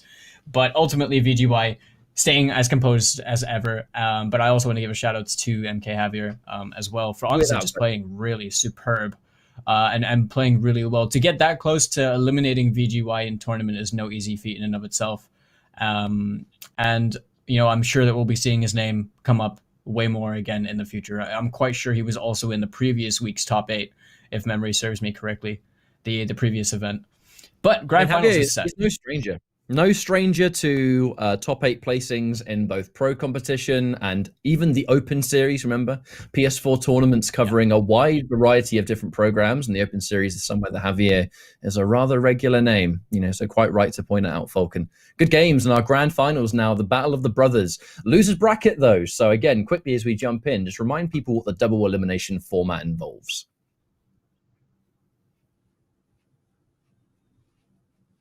Okay, so up here in the Grand Finals, we got Josh TQ, who's in the winner side, only going to have to win that one set. That's all he needs in order to take this and take his first place, get his 350 points, and win the IKK. However, Video Games Yo is playing from the loser side, and to do that, he's going to have to win 2 sets.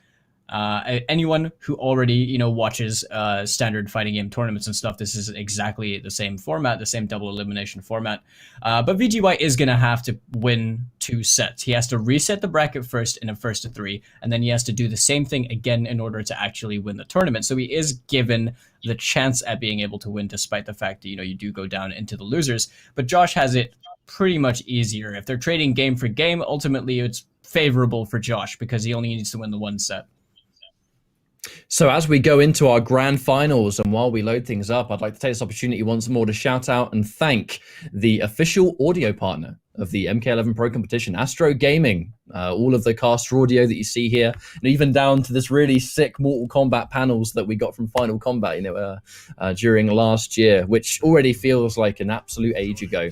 You can go to astrogaming.com for more information on their PS4 related products, and it can all be found on their website. Astro have been a long-term supporter of Mortal Kombat and the FGC, and we appreciate it very much. But it's Grand Finals time, Falcon. A run back of where we started here in the top 8. There's Josh TQ, a dominant 3-0 over VGY, started the day off. Is history going to repeat? Or are we going to go reset game 5? I think the latter, personally. Johnny Cage dies. Is someone if there were ever a time to sweat as much as possible, it would be now.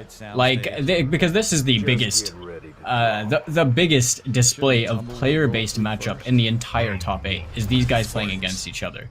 And to see each other over here again in Grand Finals, honestly, both of them are just no stranger to that. But to kick things off, Josh right now getting countered out with what it wasn't even a punish by that shadow kick on the low Peacemaker.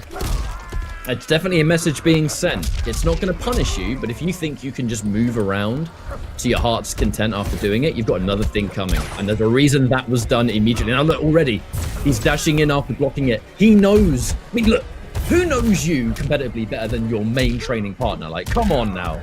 You know the layers that are going to be in this map. Oh, very risky stuff right there. Into it, VGY has a pretty good health lead, but that was a very nice whiff punish from Josh TQ. Gonna cash out on a fair bit of depth, throw down the acid. All right, we're down 2 combos and the acid as well. Oh, the buffer! Oh my goodness. Josh is a firm advocate of that normal as well. Oh yeah, so no one knows how to space it for buffering better than him, for sure. You know, buffering, for those that don't know, just sticking out a button and it's only going to connect if it lands.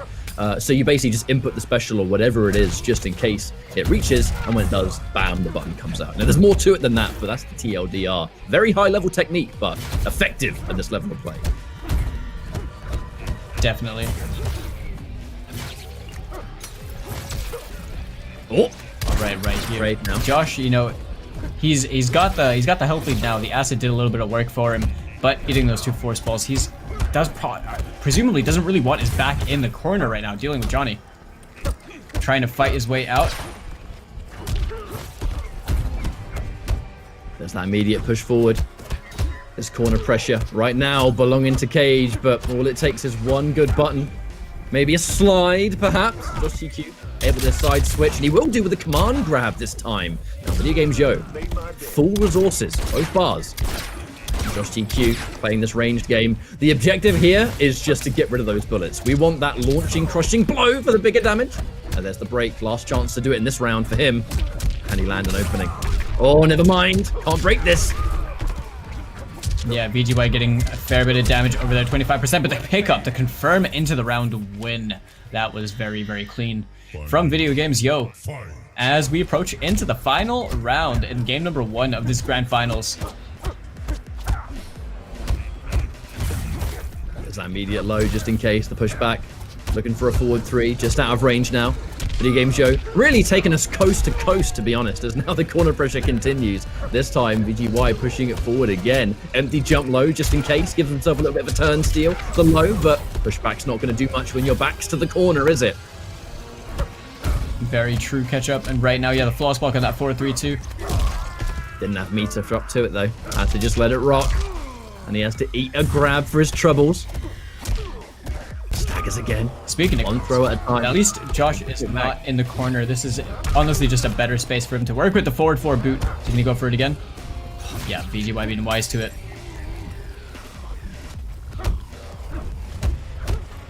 Got the right idea for that poke. They're just choosing their space like so patiently. It's hard to just, you know, commentate on what they're exactly doing with the low crush. Letting the whole thing rock. Wait a minute, there's the low, out of nowhere, the down 4. He tries to trip guard, but the empty jump low. Another low coming forward, but with this projectile in play. Tries to whip punish, and now what's it gonna be? The drop kick. Oh, you know he tried to answer back on that jump in so bad, but he just couldn't find the final sequence right there. Honestly, that was a really like nail-biting first game. In that last, like in those final moments, it really did look like Josh had potential to make a comeback. He was challenging, you know, after like VGY's down 4 on hit, he was saying like, I'm really challenging you to try and jail me over here. It potentially could have been something for him, but VGY held that down and he's just playing super, super solid. I feel like this was only a taste of things to come, to be honest with you. The fact that now Video Games Yo, to remind everyone, that he's on the loser's side of this bracket. If he wins the next 2 games, we go in for a reset, we start again, 3 out of 5. Josh TQ, these 3 games will be his tournament over. You know, he's on the winner's side. And with it being as close as it was, I mean, look at the account levels for crying out loud, 97 and 95. I want to know what they're combined. Yeah, I know, they're grinding. Round 1, fight. Now we begin. An immediate launch already breaks forward. The wake up jump though. No option on the other side. The rising star get low. Punished. Nah, not quite. Oh, wake up 1-2. There is the art of the wake up button. It's not always a terrible idea. If you know that you're far enough away that you can challenge them coming in, that's when it's actually a good idea. I think a common misconception is that I've knocked you down no matter where it is on screen, therefore it's my turn. That's not always the case. And just that situation. Yeah, Oki is a really big factor. Oh yeah. Like, it's something we were seeing Azerbaijan do a lot that we played Dragon Temple with Rain. He was challenging a lot of people's plus frames on the approach due to the space with down 3 on wake up. And it was working out wonders for him. Uh-oh, that's the round. This round is over. Here we go. Yeah, I don't think he's dropping this combo and in that pissed off spin the bar. Oh god, not enough to kill. There was 1% in it. Ready for my close-up. Who cares? It's over. the round's going to be done anyway with the force ball in hand. Round 2, fight. Now, looks like there's a lot of momentum already on the way for Video Game Joe. There's a reason Cage players really like to take that throwing shade. A big risk, though. Here's a launch. Josh CQ able to fight back as the drop into acid. Man, I like that combo. Yeah, it's really cool. I'm pretty sure I saw Pulse do that like early on in the game, and I thought it was sick. But yeah, you know, with Josh making the adaptation as well, the block on the shadow kick is really important. Because VGY obviously let one rock really early on in the set to send a message, but after that, clearly it isn't a true punish in that situation. He only just got you know, damaged in return. And right now, VGY is on the back foot. That was a clean jump kick OS into the command grab. A nice little bit of 226 damage. And then checks him with the mid. It's not normally the kind of move you would expect people to option select to jump in with, but it looks like it's only done off the neutral jump, and clearly it's only going to hit as a neutral jump if they come in. So a really good idea there from Josh. Nice piece of tech again. This Aaron Black specialist, you know he's got those small details on lock. Oh, with punish. Could have been a bit more damage perhaps, but he takes the knockdown anyway. Gets some of that free damage on the floor, the green stuff. Melt the feet. And yeah. Oh. Gets the pickup. No overcommitment on the string as well due to the breakaway. Good presence of mind from Josh. Doesn't have a breakaway of his own right now. Gonna have to hold this damage at the corner carry. Now there's that another advancing mid. They want to overcommit though, potentially. Acid. Less about the damage at this level, and it's more about trying to force a situation. Nice jump kick into shadow kick. Again, I think that was probably OS as it came out instantly. Oh, he wants that fatal blow so bad. You can feel it. Drop kick! Yeah, definitely. The forward four. Alright, playing really, really patient right now. Almost chipped. Doesn't want to overcommit to the forward three. Again, so close. The low and the mind games that are created from it. There's a grab. He can afford to take this, but no more. One more hit, realistically. Oh, no! Oh, my goodness, catch up. Oh my lord. He only went and bloodied it. The last hit. Oh, and the last hit is all you need for that cinematic to start. Wait, is he fully reloading at him? That is so rude. He reloaded all 7 bullets. The reload. Oh, this is just heightened ascended BM now. I mean, they're gonna do it to each other. They're brothers. You know. Yeah, definitely, right. Sibling rivalry is already a thing outside of tournaments in any walk of life, and now, you know, we're in an actual tournament, in an actual grand final. So, can't say that surprises me. I mean, I'd definitely mercy mustard in tournament. But yeah, tying things up, Josh. But this is a very patient set between these guys. The spacing that they're choosing is always really, really patient. You know, Josh is hesitant about approaching most of the time because he doesn't need to. He's just throwing out the rifle, you know, gradually emptying the clip, throwing on the acid, trying to confirm any hits that he does get. But for the most part, it seems like he's comfortable challenging a lot of VGY's approach with these down 3s, down 4s, and throwing in the back 2 here and there just to try and keep him guessing. But I gotta say, I don't think it was an awful idea because they're playing so clean and respectful that in the last moment is maybe the last thing that you expect. If you're playing like Combat League or something, you'll be ready for wake up fatal blow. But if you're playing against your one of your main training partners and teammates and someone you've played a million times, that is against the grain and catch you off guard for sure. Looking for a short hop this time though. Below come through, Video Game Joe full combo, and importantly, we're starting to get into the corner of the Cyberlink Quay assembly. So those interactables in the background, they can be quite interesting, you know. It really could. Gonna get that slide as well, Josh, now with the corner positioning. He does have a health deficit with the micro dunk. And there's the acid once more. Really nice read there from Josh, who is absolutely dismantling this life bar. And he's able to push forward again. There's the safe distance, doesn't want to overcommit, but the sweep's gonna do it. Josh TQ. 1 round away from being really 2-1 and 1 game away. Really good utilization of Aaron's sweep as well. Exceptionally good normal. Just as I mentioned it, he literally hit it again. And Josh really stole that round. He had VGY just in the corner and kind of just made him succumb to the pressure. But right now, VGY fighting his way out, trying to get a better position in the screen, but those shots have definitely given Josh the health lead to work with, throwing down the acid. And again, importantly, using all 7 of those bullets. You run out of ammo, and that launch that you get that crushing blow attached. And when you're in 1 round away from winning this next game, that's a bit of an important resource. Yeah, that could have been much more damage than we saw. Oh, the anti-air. Oh, man. I mean, with what just happened in the last game, beating that fatal blow probably felt a little bit good. If your video game show there. It probably did. Now, I know that Josh obviously did the jab into it to try and guarantee it on the break, but VGY breaking out instantaneously, it really wasn't, you know, a threat in the slightest. He did spend his breakaway as well, so Josh still currently down on those 2 defensive bars just in case he gets opened up and needs to break. Nice air-to-air, Shades of Injustice right there. Absolutely. You always know when someone plays those Injustice 1, those instant jump-in ones. However, corner pressure now, and a full combo for VGY after a dominant round 1 from Josh TQ, being able to bring it back. This is going to be quite a mountain to climb in terms of a comeback, especially against someone that has studied all your moves. Oh, the tick throw. Definitely gets the tick grab. All right, he's going to get 17% on this. He's going to have himself the corner positioning, but you got to be careful. Oh, that throw, it could have been really dangerous. But I feel like with the way things are now, you kind of have to go all in and dedicate to every decision. Whiffs it. Oh, no amplify allowed. Right before you do it. The little toes of the Lyndon Ashby coming out. And it's now 1 game away from us resetting this grand finals and bringing us into a fresh new set.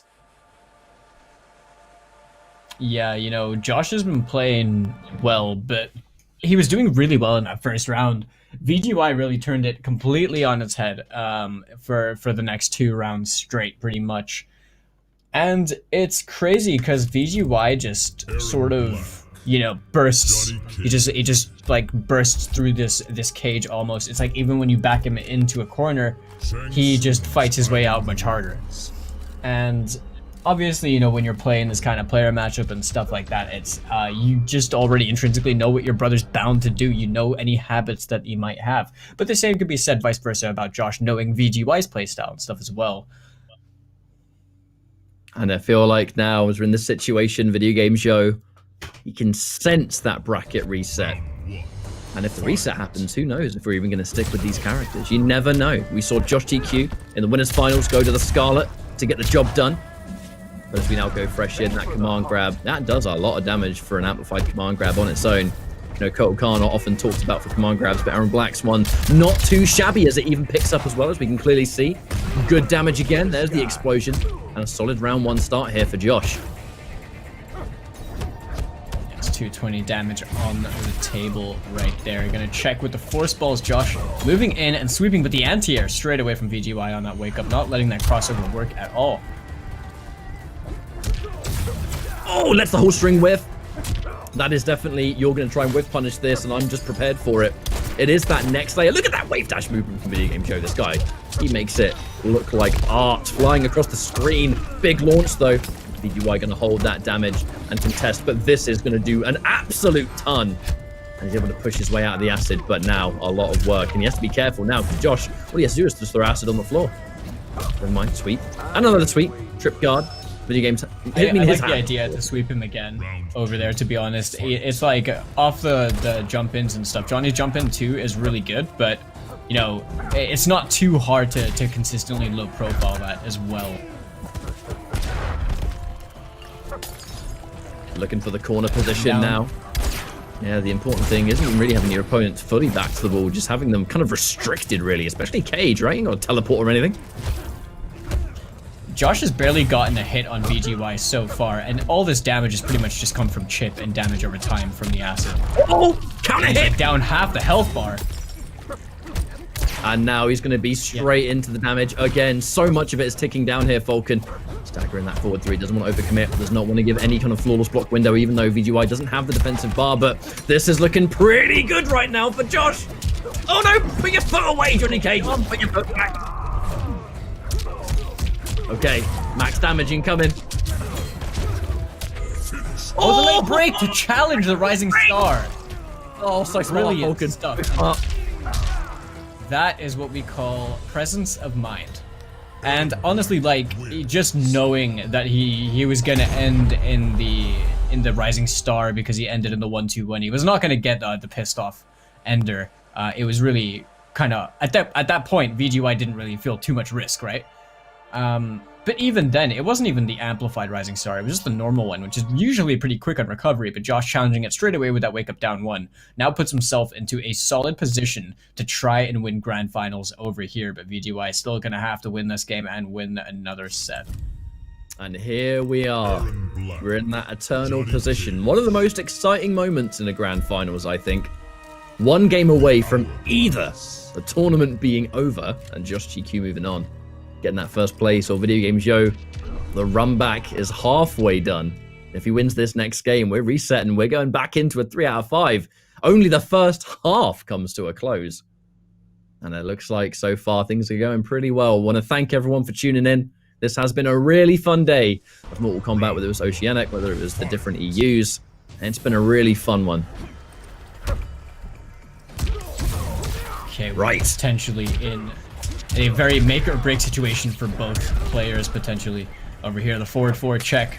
Josh TQ gonna throw down the acid, choose to play this space. He does have a health deficit, so VGY doesn't need to approach him right now. He is just comfortable sitting there, but that will gradually get chipped away. He still has 7 bullets in the chamber as well. There's that immediate, I would say, whiff punish with the drop kick, but it definitely wasn't. It was still catching you off guard, though. Now that acid being used at range, it's to stop Cage from being able to be too comfortable throwing those projectiles. Catches the forward 3 just in case it beats the jump, and it will do. Full combo coming. And now 21%. Not too shabby. As now that acid's actually going to put him into fatal blow distance, which is going to give VGY the potential for a cancel. He wants to get that unbreakable sequence. Walk up, grab, the brave stuff. Acid doing him a favor, to be honest. He's going to have to be real careful if he chooses to throw a first ball over here, though. Anti-air! Oh, the anti-air off it. Cage, your feet! Watch out! The loafers! The loafers! You don't want to touch it, man. They're expensive shoes! Tournament point for Josh TQ. That acid was a thorn in his side, Falcon, I tell you. Yeah, it definitely was. VGY now. He's going to have to make something happen, as it seems like Josh has just stolen the momentum of this set. VGY has a good position to work with. He's got almost all the meter that he could need. Now the corner pressure, Video Games Yo. I would say in the driver's seat, but again, with Aaron Black, it takes a command grab. It takes a slide, asking you shall receive to reverse that corner positioning. And now the driver's seat swaps. Dad said it's my turn to drive. This is a lot of checks right now from Josh, choosing to end that in the low peacemaker. But a punish on that dive kick, on a drop kick rather, on recovery, but a failed flawless block OS right there. Gonna get clipped for it, 25% for his troubles. Oh, the forward 4 whiffing. Short hop just in case you amplified it. No amp coming up from Josh, who was able to hold on to some of the meter, but the string! 1 round away, Falcon, and we're gonna go into either a reset of the tournament, or we're gonna be finished. I'm gonna put you on the spot. Who do you think has it? We are in this situation again. Over here from the last set as well, where it went down to the last round. Over here in this situation now, it's either going to be the reset or it's going to be the win, as Ketchup mentioned. This is a big, yeah, that's a big hit right there for Josh. VGY was sitting in that acid, taking down during the course of that command grab animation. I would play that distance game, but it's so hard to do with the grab. Could have been more damage, Josh DQ. That's not the full string rock could have done, but again, hindsight, you know, commentary. Easy for us to see it, but in the heat of the moment, so many different things, especially when it's potentially the end of the tournament, Josh DQ. It would mean so much to him to win this week. Oh, he was really looking for the KB right there. Wanted it, but gets the back 2-2-2 that wasn't broken.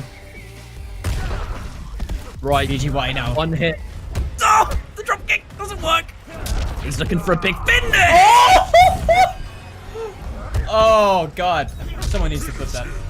And just like that.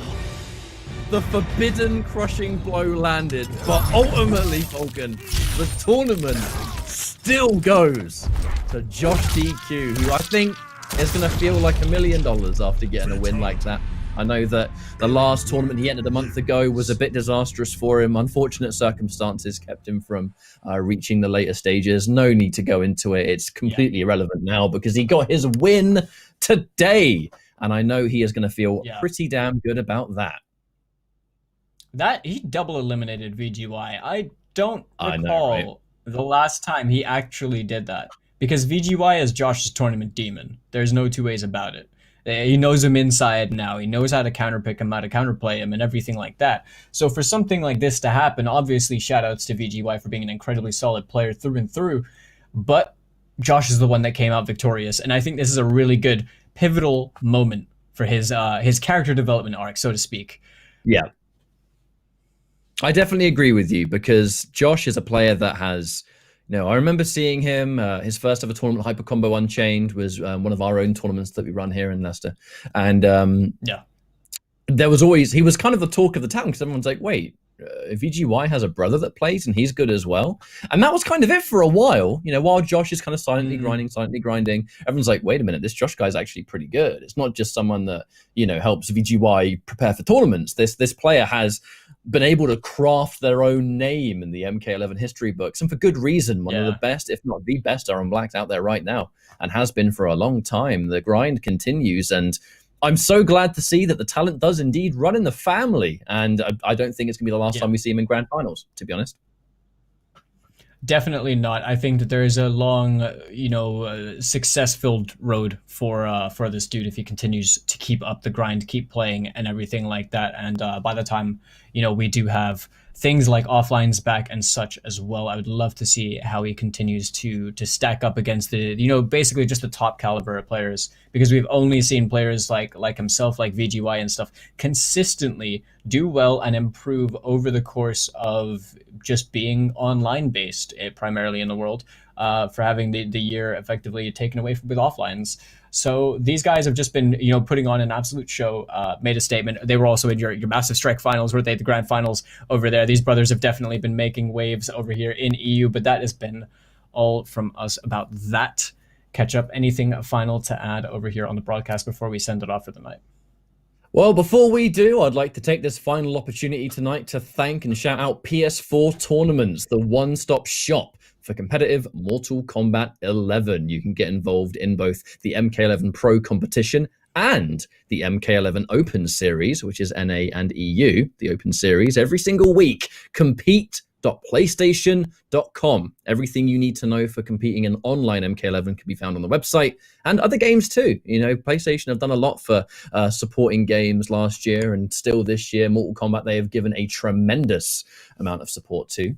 And we thank them very much for their continued support. Astro as well. Now, Falcon, it's been an absolute pleasure, mate, to have you on this desk. I'm really glad to have you here. I feel like, we go way back 10 years.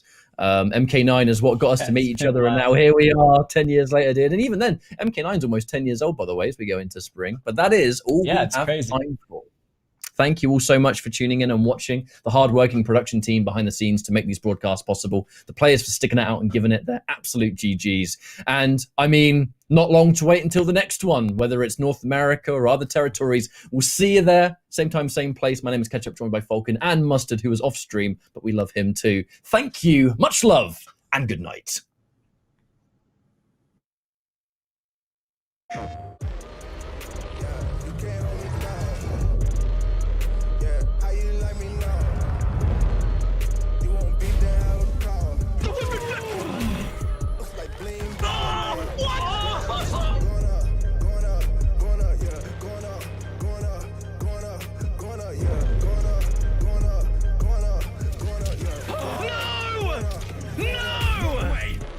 Jokes, no gimmicks, just combat.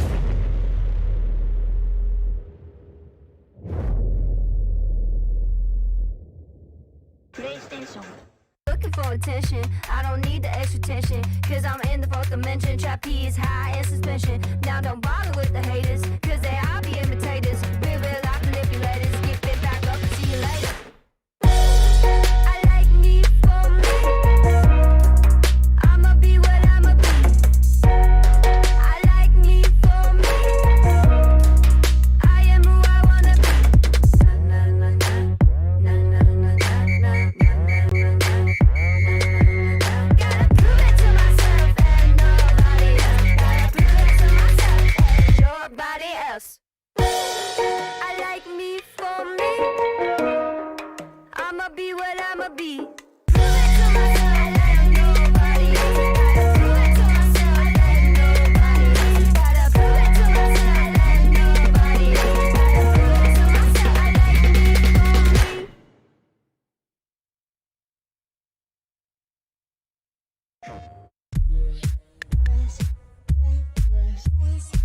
Hey guys, Ketchup and Mustard here, and it's time to test your might in the Mortal Kombat 11 Open Series. Ready to rumble?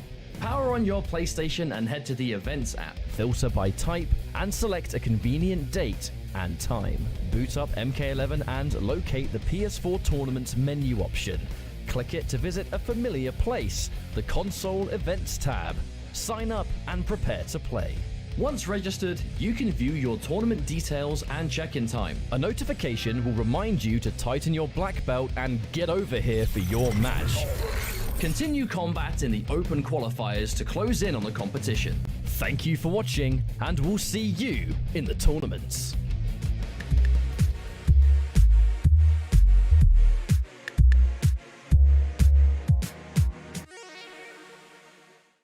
PlayStation.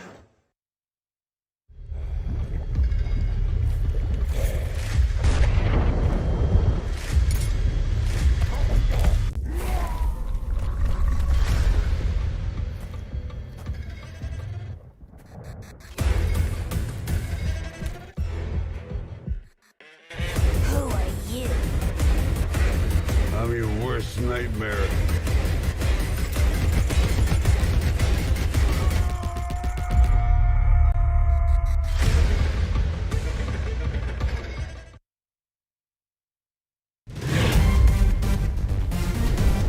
Any ring I step into is mine.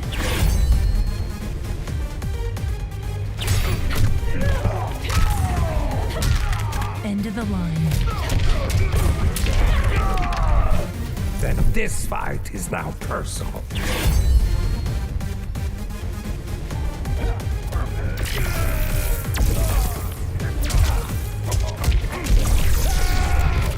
It is exhausting being so perfect.